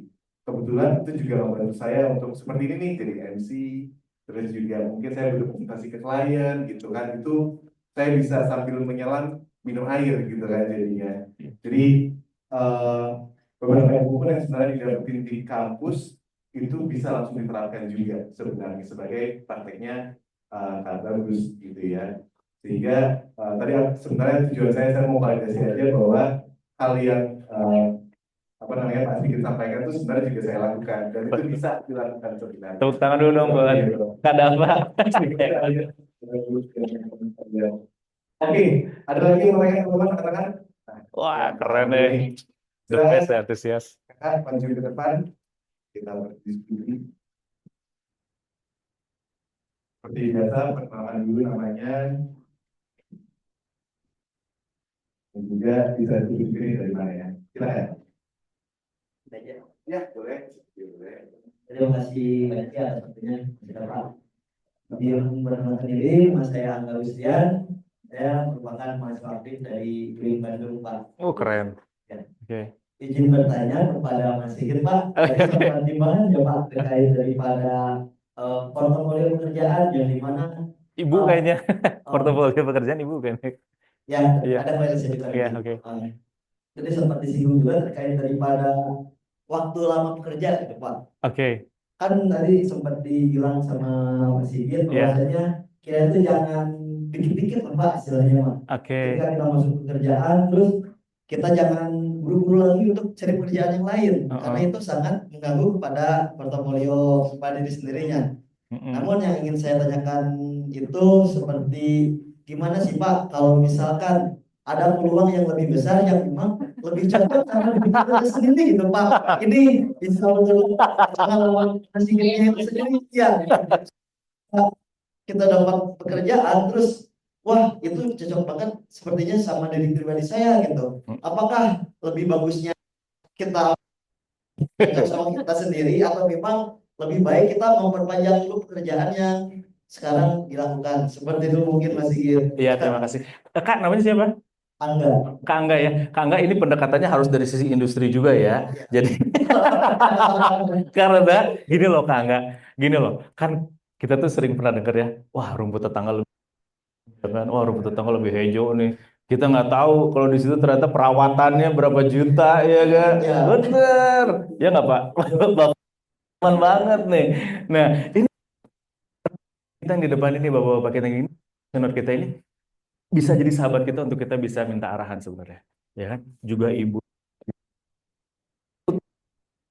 Kak Angga ya, dalam mengambil keputusan ini kan untuk jangka panjang nih ya Kak. Betul. Mungkin Kak Angga, ya kan, suatu saat pasti Kak sangat dalam mengambil keputusan. Nih dari saya, Kak Angga banyak Bapak kan ini akan memberikan Saya terbuka buat kamu. Terima aja dulu. Bapak saya mah sabar aja dulu Kak. Itu Kak. Sabar aja dulu. Setahun aja dulu coba ya. Nah, pada saat dapat informasi itu, Kak, kita ada cerita musik. Berarti dapat dari tempat lain, gajinya deh selisih 50.000 dan tempatnya sekarang gitu. Kira-kira BK gimana? Sama. Ya, nanti dari setiap masukan-masukan itu Anda pertimbangin nih keinginan Anda, idealnya apa, sama bandingin dari yang masukan tadi dari teman-teman senior yang udah ngasih nasihat sama Angga. Nah, di situ nanti Angga pertimbangin baik buruknya seperti apa gitu. Hanya kalau dari saya sendiri, saya nggak tahu di tahun 2026 ini kondisinya seperti apa. Kalau dulu ya, Kak Angga, kalau terlalu cepat kita switch berganti, kita nggak punya track record yang bisa menjadi informasi yang cukup buat perusahaan kita yang nanti yang akan merekrut kita, dan juga kita nggak tahu si perusahaan yang baru ini tuh umurnya panjang apa nggak, kita nggak tahu. Tiba-tiba misalkan ada amit-amit ya, COVID nih, COVID lagi gitu, terus dia cut. Sedangkan perusahaan lama yang anggap masih running sampai sekarang, jumlah karyawannya masih tetap 600, bener nggak Bu Siti? Tuh gimana? Terus kita balik ke Bu Siti, saya mau lamar lagi masih misalnya, aduh enggak punten, posisi Angga tuh udah diisi sama Asep. Gimana? Gimana gak? Gitu. Itu ada kondisi-kondisi force major di luar yang kita nggak bisa prediksi sebenarnya. Itu sih. Jadi nggak apa-apa sih. Angga bisa lihat adanya sebuah kesempatan di luar dan katanya bagus. Angga jadi berpikir untuk saya mau switch gitu. Nggak apa-apa, itu sesuatu yang manusiawi kok, sesuatu yang wajar. Kita juga pernah ada di situ ya Pak ya, bener nggak? Tapi lebih baik itu yang pertama, satu, jangan buru-buru ambil keputusan, diskusi dulu gitu ya sama orang-orang pakar. Saya kasih ke Ibu Siti ya, kita pengen denger ya pandangan dari sisi industri, oke? Betul. Ya, oke, silakan Bu. Oh ya, tepuk tangan dulu dong buat ini kan. Aku ditanya. Oke, untuk Angga ya, sebenarnya tadi yang disampaikan oleh Pak Sigit ini saya sependapat. Artinya memang seseorang dikatakan dia berpengalaman itu minimal dia 2 tahun bekerja. Ya, karena kalau misalnya baru sebulan, 2 bulan, 3 bulan bekerja itu dianggap tidak berpengalaman. Kalau dari sisi industri ya, jadi orang industri dia tidak menganggap itu. Malah ketika dia misalnya melampirkan di CV daftar riwayat pekerjaan, di sini 3 bulan, di sini 2 bulan, di sini 4 bulan misalnya tuh, kita akan menilai karyawan ini, oh dia orangnya nggak bertahan. Kita pasti nggak akan ambil orang-orang seperti itu, karena buat apa gitu ya kita ngajari gitu ya tiba-tiba pergi, kita ngajari tiba-tiba pergi. Makanya di sini hati-hati dalam membuat CV tadi gitu kan. Kita harus bisa memilah mana yang kita tampilkan, mana yang enggak gitu. Jadi kalau menurut saran saya, kalau hanya sebulan 2 bulan, mending nggak usah dicantumkan. Lebih baik dianggap tidak berpengalaman gitu kan, daripada kita sekarang mencantumkan sesuatu hal yang malah jadi bumerang buat diri. Nah, kenapa yang tadi disampaikan kita harus 2 tahun dulu bekerja? Karena tadi tuntutan di pekerjaan itu kan tidak hanya keterampilan teknis atau hard skill-nya itu, soft skill-nya juga dibutuhkan di dalam pekerjaan itu. Bagaimana cara kita beradaptasi dengan rekan kerja, bagaimana cara kita memecahkan permasalahan yang timbul di setiap pekerjaan yang kita miliki.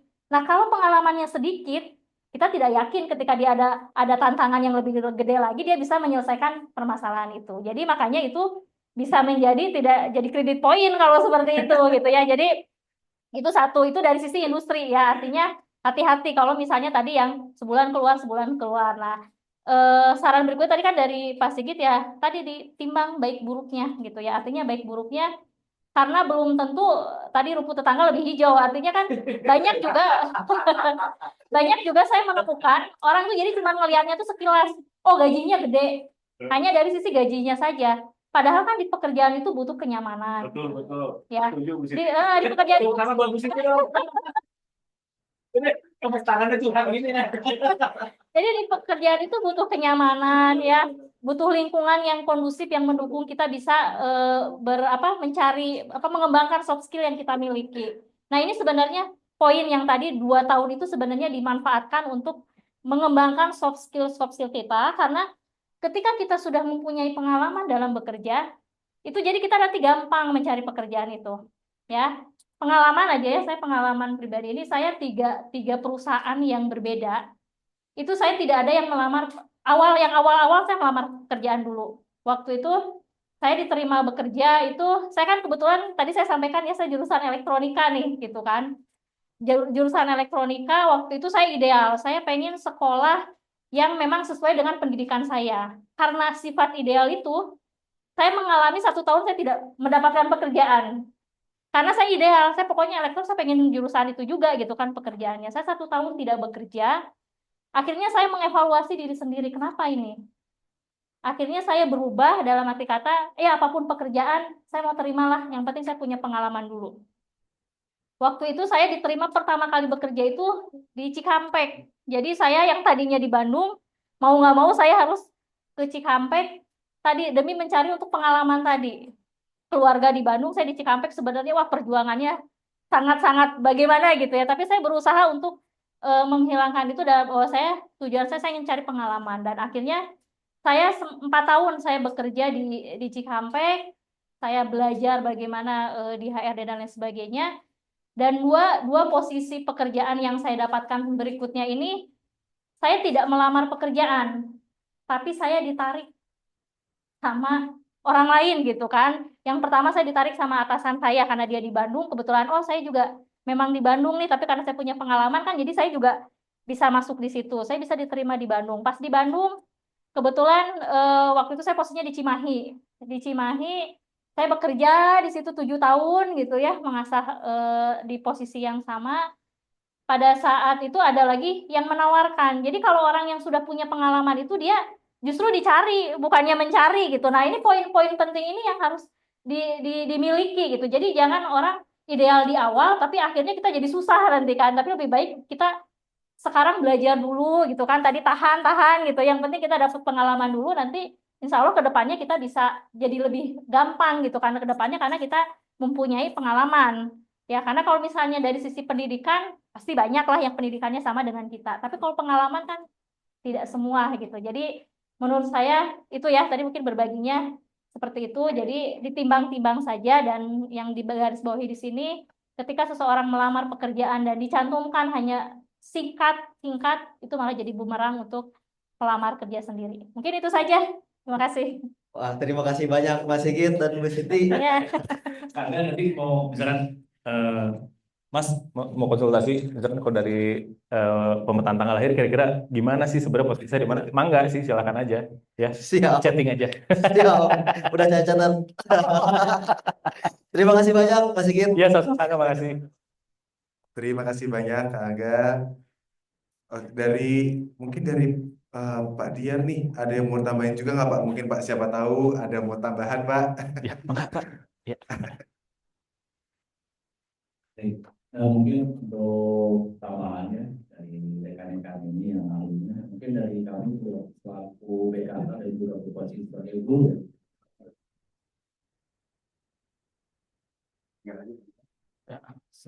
Profesi sebagai guru mungkin banyak sih alumni yang laporan gitu ya, baru 3 bulan keluar. Jadi sekarang mah kayaknya tapi nggak kecenderungan semua sih.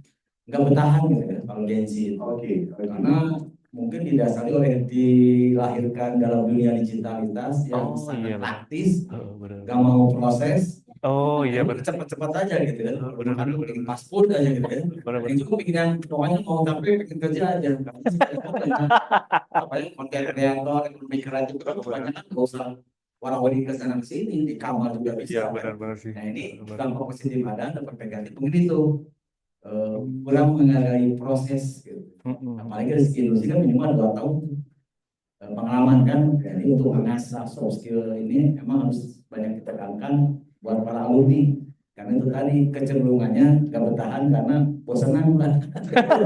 yang saya pantau, baru 2 bulan kekuatan. Apa karena mungkin budaya praktis, Iya benar. itu kan pengaruhnya negatif seperti itu. Mungkin itu tambahan sedikit. Ya, terima kasih.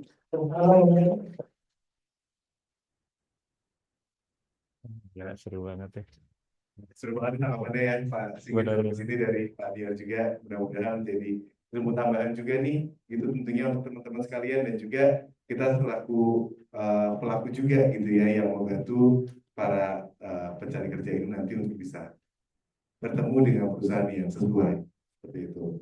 Oke, kita lanjut, tapi mungkin kita coba tanya dulu nih yang online, ada yang mau coba ditanyakan teman-teman?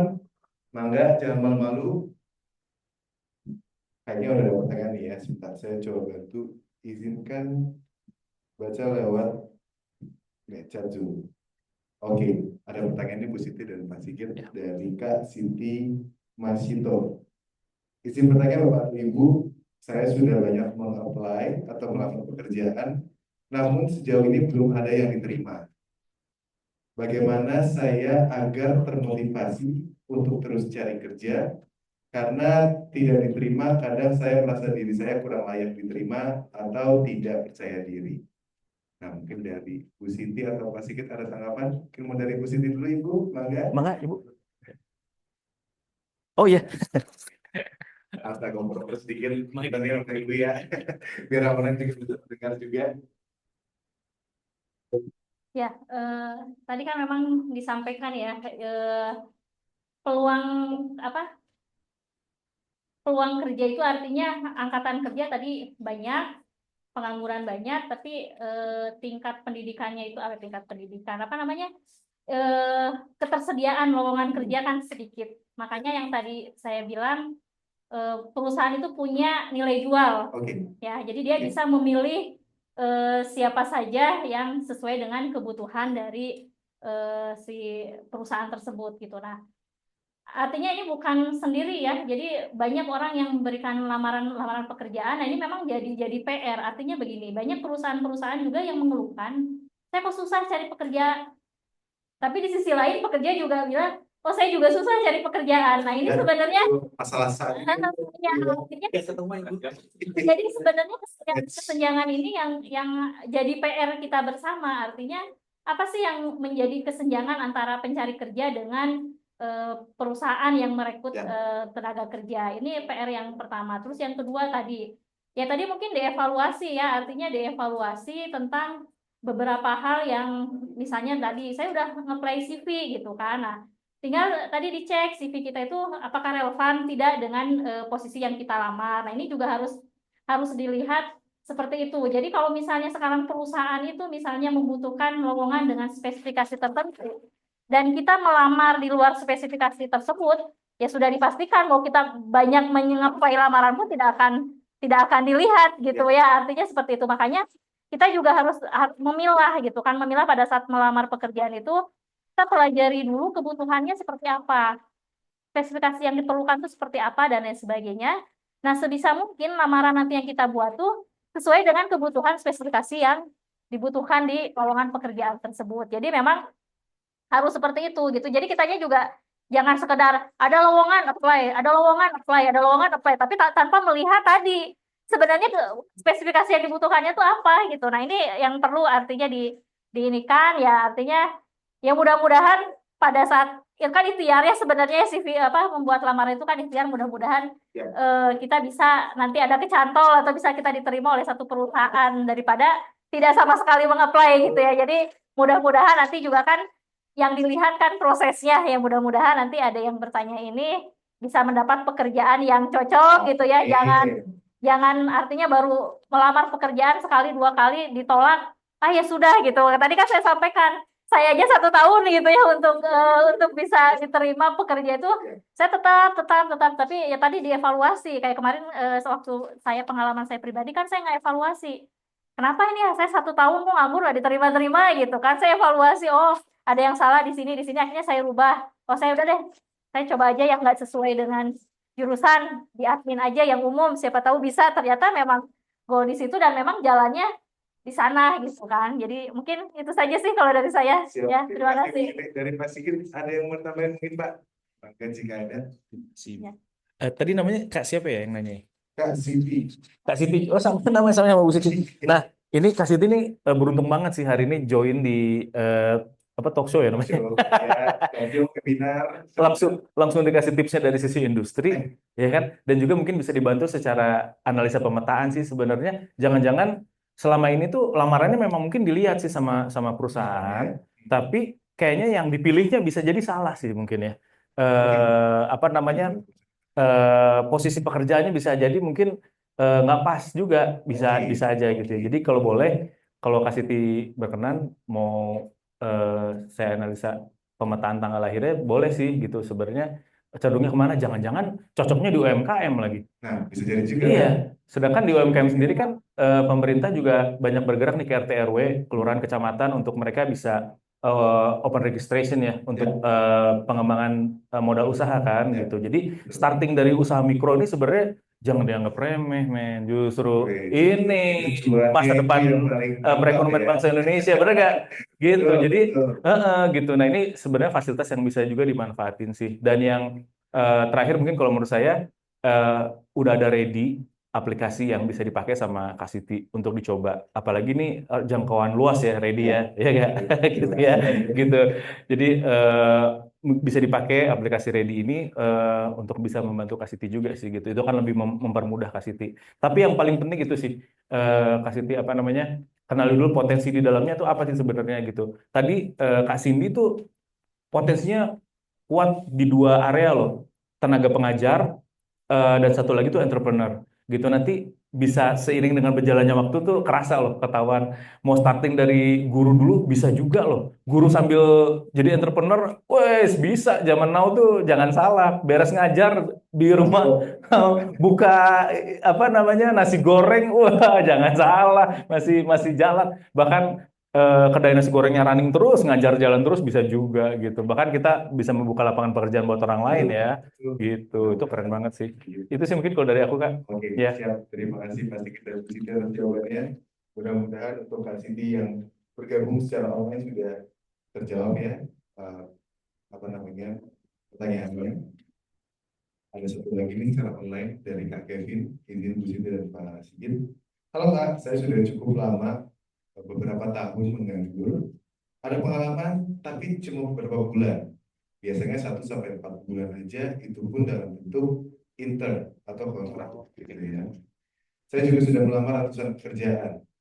Bagaimana cara terbaik untuk mendapatkan pengalaman atau pekerjaan dan apakah ada cara agar terus termotivasi?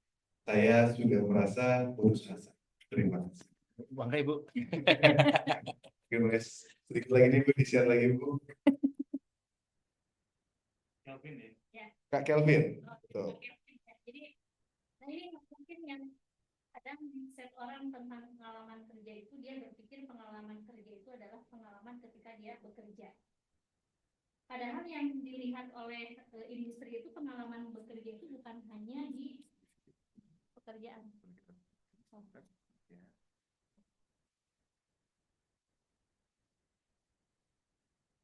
Ya, jadi kan buat orang-orang yang fresh graduate itu kan pasti tidak punya pengalaman bekerja, ya. Tapi apa yang bisa dia bisa cantumkan di CV agar mempunyai daya tarik tersendiri? Ya kita tadi bisa mencantumkan pengalaman-pengalaman misalnya organisasi kita, pencapaian-pencapaian di organisasi yang kita ikuti di di sekolah. Itu bisa dicantumkan, itu juga sebagai pengalaman. Jadi di sana kita bisa melihat ketika orang yang misalnya dia ikut organisasi, oh dia terbiasa dengan kerja tim. Kita kan bisa melihat itu yang tadi saya bilang di industri itu kan dilihat soft skill-nya juga, bukan hanya hard skill-nya juga. Terus yang berikutnya misalnya pengalaman kita bantu, misalnya kita ada ikut di misalnya freelance lah ya, kita buka usaha toko-toko kecil-kecilan dan lain sebagainya. Kan zaman sekarang kan suka gitu ya, suka bantu, misalnya bantu kakak ngejualin produk dan lain sebagainya. Itu juga sebenarnya pengalaman, itu bisa dicantumkan juga. Jadi kita bisa melihat, oh si anak ini dia mudah untuk menerima mengikuti perubahan zaman lah gitu kan. Itu juga bisa didapatkan dari seperti itu. Atau misalnya juga keikutsertaan kita tadi dalam misalnya kegiatan-kegiatan yang sifatnya event dan lain sebagainya. Dari situ kita bisa melihat itu. Dan yang terakhir yang tadi saya bilang, magang. Itu magang juga sebenarnya pengalaman bekerja. Ya, ada orang yang kita bisa melihat menilai orang yang magang itu ketika misalnya dia magang di satu perusahaan 3 sampai 6 bulan. Ketika saya tanya, kamu digaji nggak di situ? Oh, saya tidak digaji. Dari situ sebenarnya rekruter bisa melihat, oh ini dia punya dedikasi yang tinggi. Ya, dia orangnya mau belajar gitu. Jadi dia tidak memperhatikan yang lain. Jadi mindset pengalaman kerja ini yang harus juga gitu. Jadi bukan berarti pengalaman kerja itu kita kerja di mana, disitulah pengalaman kerja kita. Akhirnya hanya itu saja yang kita cantumkan. Akhirnya kan bagi mereka yang fresh graduate kan bingung, aduh saya nggak punya pengalaman nih gimana gitu. Padahal yang tadi saya sampaikan itu adalah beberapa pengalaman yang itu bisa dijadikan nilai jual pada saat kita melamar pekerjaan gitu. Jadi coba dicek lagi, siapa tahu ada pengalaman-pengalaman kita berorganisasi di sekolah yang belum kita sampaikan, atau misalnya ada event-event kegiatan apa yang sudah kita lakukan tidak dicantumkan di situ. Nah, itu bisa jadi nilai jual gitu. Jadi saran saya ya tadi dicek lagi, balik lagi, cek lagi bagaimana caranya agar kita punya nilai jual atau tadi memiliki keunikan dibandingkan dengan pelamar lainnya gitu. Mungkin seperti itu. Ya. Ada pertanyaan cukup? Nanti kalau misalkan tertarik, apa namanya, Kak Kelvin mau coba dibantu untuk apa namanya pemetaan kompetensinya, boleh aja, nanti tinggal chatting aja. Mungkin itu sih. Iya. Siap. Terima kasih Pak. Ya, silakan. Nah, mungkin kalau boleh sedikit menambahkan nih Kak Kelvin gitu ya, ini dari sisi orang yang tadi cuma lulusan SMA gitu ya, terus mulai awal berkarir dari intern juga. Nih, maksudnya cerita saya juga sedikit kalau boleh Kak Kelvin gitu ya. Saya pun juga awalnya sebenarnya mulai dari pekerjaan yang kecil, yaitu saya sempat cari-cari kerja juga, tentunya sama seperti kalian nanti. Saya sempat melamar ke beberapa job platform lainnya juga tentu gitu ya, dan alhamdulillah kan berjodoh dengan Ready. Awalnya pun sebenarnya saya juga bekerja sebagai customer service, cuman admin aja gitu kerjaannya, cuma balas-balasin chat dari WhatsApp gitu ya, terus dari Facebook dan lain sebagainya. Sampai di titik dimana saya punya atau terbuka kesempatan lain untuk bisa belajar kompetensi yang lain juga nih di perusahaan yang sama gitu teman-teman. Jadi yang awalnya saya mulai jadi customer service, terus mulai kepercayaan waktu itu sempat membantu HR di Ready juga gitu ya, sampai di mana ternyata saya cocoknya itu untuk tim kemitraan dan juga sales. Jadi terkadang teman-teman juga jangan malu untuk start small gitu teman-teman ya, mulai aja dari yang kecil dulu nggak apa-apa, karena biasanya kalau memang kesempatannya ada, itu teman-teman juga bisa masuk juga nih dan berkembang biasanya di perusahaan itu. Kadang UMKM pun juga bisa loh teman-teman, mungkin mulai dari kayak apa sih sekarang tuh lagi banyak ini ya, live streaming ya, untuk host live streaming. Ntar mungkin kalau misalkan teman-teman ternyata punya skill akuntansi nih gitu ya, kebetulan si UMKM ini juga berkembang dan butuh orang yang bisa handle akuntansi. Nah teman-teman biasanya kalau dipercaya oleh ownernya atau teman-teman sekitarnya itu bisa mulai nih atau mulai petnya sejalur dengan yang teman-teman miliki. Mungkin kalau boleh aku sedikit nambahin juga seperti itu, tapi tentunya terima kasih Pak Sigit dan Bu Siti tadi sudah sedikit menambahkan juga. Kalau soal pengangguran itu membangun hari-hari ini tampilan yang banyak dibutuhkan sebenarnya. Oke. Banyak dibutuhkan gitu ya. Jadi apa namanya? Buat Terima kasih Kak. Buat teman-teman mungkin yang wah saya terlanjur sih dulu masuk sekolah menengah umum, nggak apa-apa sih, coba aja ambil sertifikasi keahlian yang memang itu sesuai dengan kemampuan dan minatnya gitu ya, karena vokasi itu memang saat ini memang yang paling urgent, yang lagi dibutuhkan, bahkan di Australia pun lagi mencari sih sebenarnya. Sampai luar negeri. Sampai luar negeri. Jadi kalau misalkan gila mentok nih Kota Bandung nih, kabupaten mentok juga. Silahkan teman-teman coba ke Australia. Apalagi teman-teman punya keterampilan vokasi, gas aja langsung terbang. Nanti mungkin mereka bisa bantu fasilitasi untuk transportasi juga, siapa tahu gitu ya. Jadi bersyukur kalau teman-teman saat ini mungkin ada yang lagi di SMK ya, disyukuri aja dijalani. Ya. Tapi buat yang sekolah menengah umum juga ya harus sampai lulus sekolah tetap gitu ya. Gitu Oke, kan. Ya. siap. Terima kasih Pak Sigit. Mungkin mengingat waktu satu pertanyaan terakhir kali ya Bu Oke. Sigit, Pak Sigit ya. Ada yang mau nanya di sini? Silakan. Oke, silakan Kak. Bisa perkenalkan dirinya dan juga dari sekolah apa nih? Silakan. Assalamualaikum warahmatullahi wabarakatuh. Ya, waalaikumsalam. Perkenalkan, nama saya Muhammad Julfikar Alamsi. Saya dari SMK PGRI 35 Sukarjo. Saya ingin bertanya Pak, dalam optimalisasi karir, langkah awal apa saja yang harus dilakukan bagi kami calon lulusan baru? Oke. Dalam apa, maaf, Adik? Dalam apa, Kak? Dalam optimalisasi karir. Wah, ini pertanyaan sulit juga ya. Mungkin dari sisi industri aja dulu ya. Silakan Ibu.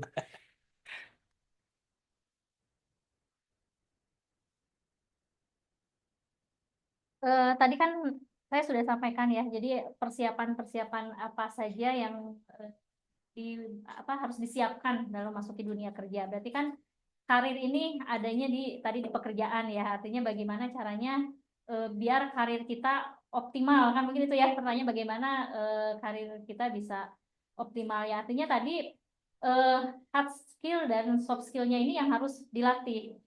Caranya seperti apa? Kayak seseorang dia sukses di karir itu kan banyak pendukung, bukan hanya dari kemampuan teknisnya saja, tapi kemampuan non teknisnya juga itu harus dilihat. Nah, caranya untuk bisa optimal seperti apa? Ya tadi, pengalaman kita dalam bekerja itu juga artinya keseharian kita dalam bekerja itu kan akan dilihat. Soalnya, makanya tadi kalau saya di awal kan penilaiannya itu berkesinambungan ya. Jadi evaluasinya itu berkelanjutan kalau di dalam di industri itu. Makanya itu akan dilihat potensi si anak itu. Jadi akan dievaluasi, oh si anak ini tuh seperti apa, bagaimana. Nanti itu akan biasanya kalau di perusahaan itu dia ada karir path ya. Jadi seseorang itu misalnya awalnya dia di operator. Terus nanti dari operator ini saya bisa kemana nih? Oh, saya dari operator ini saya bisa ke karu misalnya. Dari karu ini saya bisa kemana? Bisa naik lagi ke kasip. Itu kan kita bisa tahu, bisa seperti itu sebenarnya memotivasi kita bagaimana caranya di posisi kita yang operator sekarang. Next ke depannya saya bisa jadi karu nih. Nah, caranya bagaimana? Ya tadi, kita harus belajar ya. Artinya kita harus belajar mandiri lah. Artinya meskipun tadi pekerjaan kita misalnya hanya sebagai seorang operator, tapi kita harus bisa tadi belajar kerjaan yang lain itu kita harus tahu juga gitu kan. Tadi makanya pemahaman di industri itu seperti itu. Jadi untuk karir kita bisa optimal ya pahami dulu kita mau kemana nih. Tujuannya itu harus jelas dulu gitu. Tujuan karir kita itu mau kemana.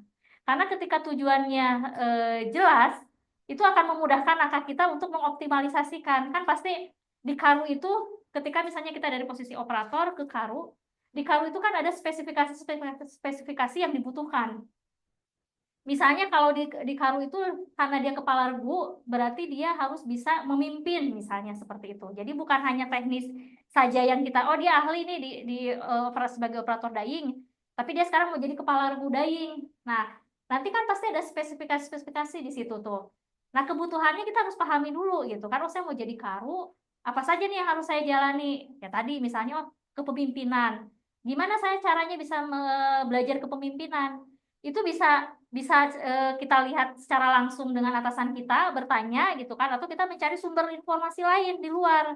Gimana nih caranya untuk menjadi pemimpin dan lain sebagainya. Jadi memang untuk agar karir kita optimal itu ya pertama kita harus banyak mengikuti pelatihan-pelatihan ya. Jadi ketika misalnya di perusahaan ada pelatihan gratis misalnya, kita mendingan ikut gitu. Itu kan salah satu menaikkan grade kita gitu ya. Itu tadi pelatihan, kemudian juga belajar mandiri. Kita juga kalau mau naik tingkat kan harus belajar mandiri gitu. Jadi jangan mau naik tingkat tapi nggak mau belajar gitu kan. Nah, itu kan pasti nggak ada lah, yang tadi bilang harus ada proses yang dijalani ya. Jadi itu terus kemudian juga tadi kita jaringan profesional atau jaringan jaringan ya profesional itu, jadi kita berkumpul dengan orang-orang yang ketika kita bertanya itu ada solusinya dari mereka gitu kan. Jadi itu bisa sharing pengalaman dengan mereka itu gimana caranya dia bisa optimal di karir yang dia miliki saat ini gitu. Jadi mungkin itu ya, belajar mandiri, terus banyak ikut pelatihan, terus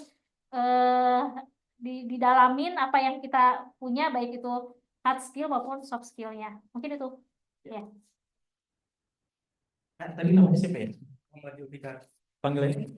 Julfikar. Julfikar. Oke, Kak, dari SMK mana? Punten? SMK PGRI 35 Selokan Jul. Oke, nanti Maranatha kapan-kapan boleh ya ke PGRI. Ini saya tertarik banget loh dari tadi. Mereka tuh kayak udah dilatih public speaking yang bagus banget loh.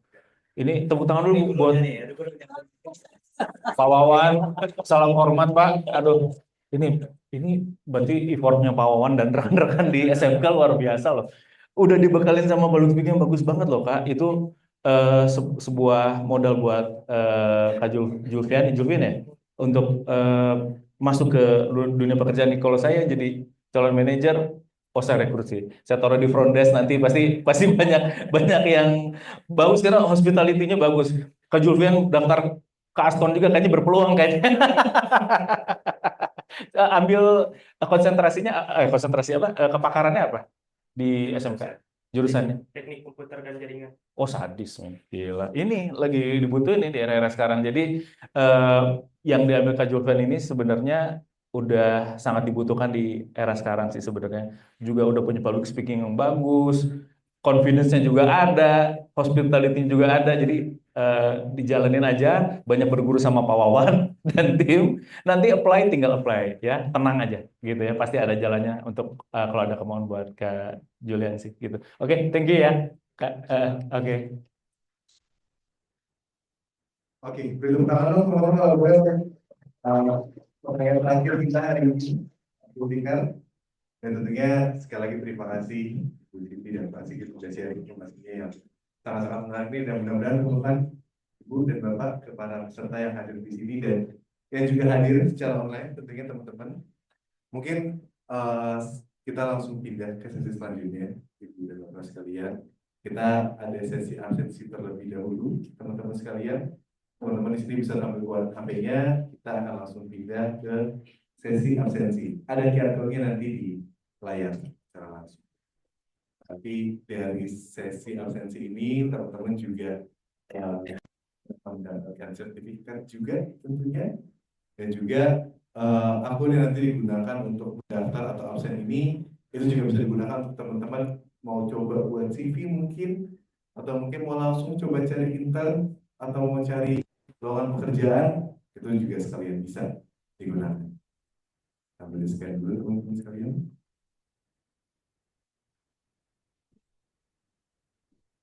Untuk teman-teman yang hadir secara online, Anda sudah di-share juga link absensinya.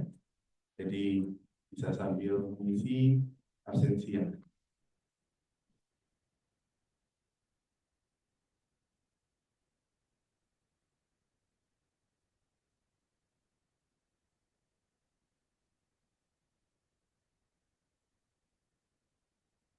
karena menggunakan, kalau nggak bisa sambil baca juga nggak apa-apa, nggak jangan malu-malu dulu.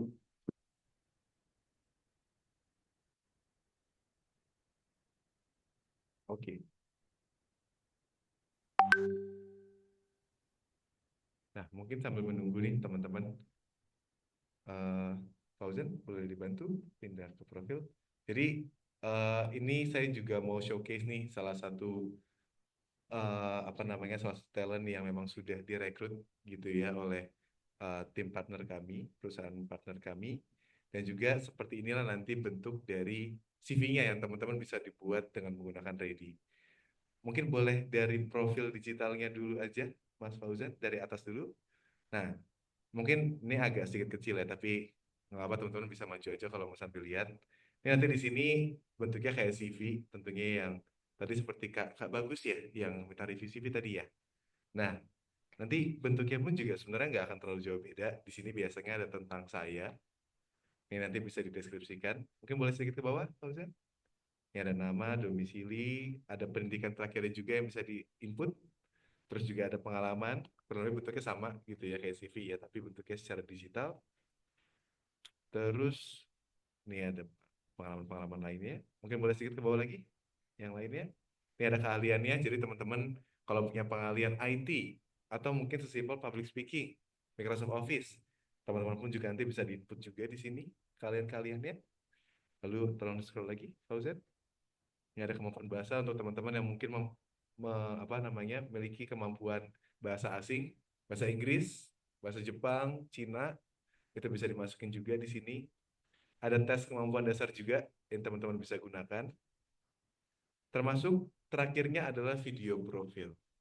Kalau teman-teman punya portofolio nih, gitu ya, mungkin di bidang IT biasanya ada portofolio cara codingnya, atau mungkin kalau dari kejuruan masak biasanya ada portofolio memasaknya, biasanya Bu Siti Pasik gitu ya. Itu pun juga bisa ditampilkan dan di-showcase langsung ke perusahaan. Jadi misalkan tadi nih teman-teman ada yang mungkin saat ini sedikit kesulitan untuk mencari pekerjaan, lagi coba melamar mungkin puluhan bahkan ratusan lamaran pekerjaan gitu ya. Mungkin harapannya dari Ready juga bisa ngebantu nih untuk showcase talent yang memang teman-teman mungkin belum terlihat secara langsung ke HRD-HRD. Oke, mungkin sedikit informasi aja teman-teman. Ini salah satu bentuk video profil dari salah satu rekan saya juga yang sudah bekerja. Assalamualaikum Nah, tapi warahmatullahi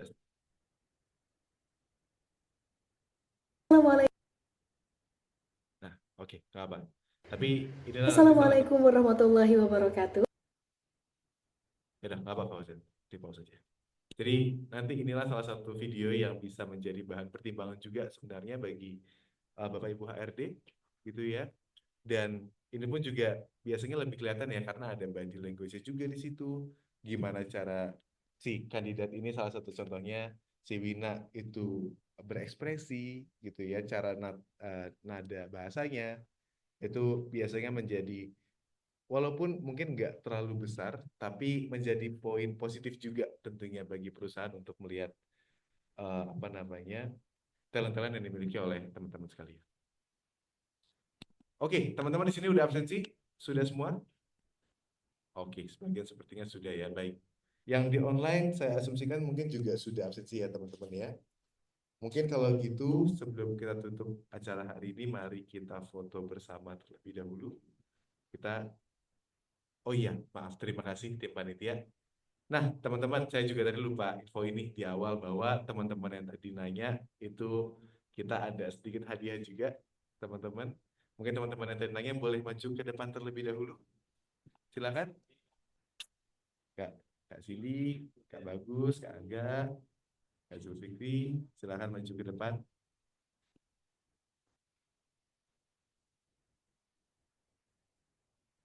Oke, boleh silakan naik ke atas panggung.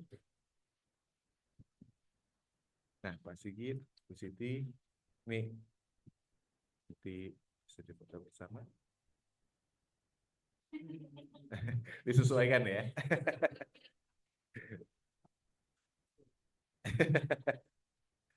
Nah, ini ada sedikit hadiah untuk teman-teman yang tadi berani nanya dan juga berani untuk berdiskusi.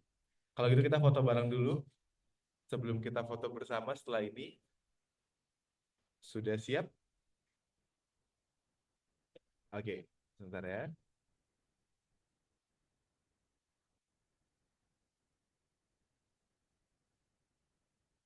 Oke, baik. Terima kasih sekali lagi untuk teman-teman yang tadi berani berdiskusi dan bertanya. Mudah-mudahan selain kaosnya, ilmunya juga bermanfaat untuk teman-teman sekalian. Oke, silakan kembali ke tempat duduk masing-masing, teman-teman. Kalau gitu, kita lanjutkan saja ke sesi foto bersama. Nah, yang di Zoom mungkin juga boleh sambil open cam nih. Kita sambil foto-foto dan juga dokumentasi yang nanti kita tunjukkan juga di sosial media kita.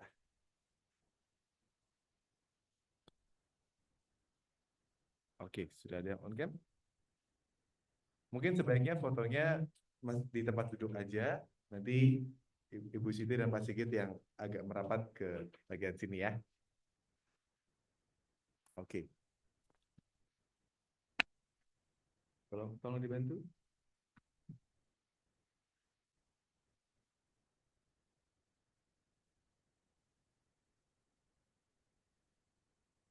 Oke. Jadi mau ini ya, biar barang-barang. Oke, biar seru nih kayaknya. Oke, siap. Tolong dipandu. Oh, nggak apa. Oke, baiklah.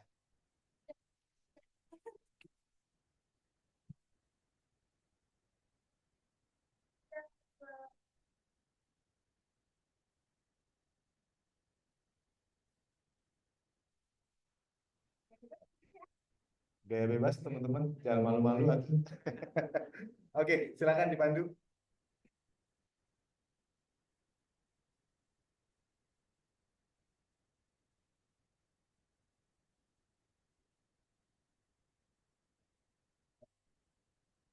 Baik, terima kasih sekali lagi, berikan tepuk tangan untuk kita semua teman-teman yang sudah meluangkan waktunya dan effortnya juga di hari Sabtu hari ini.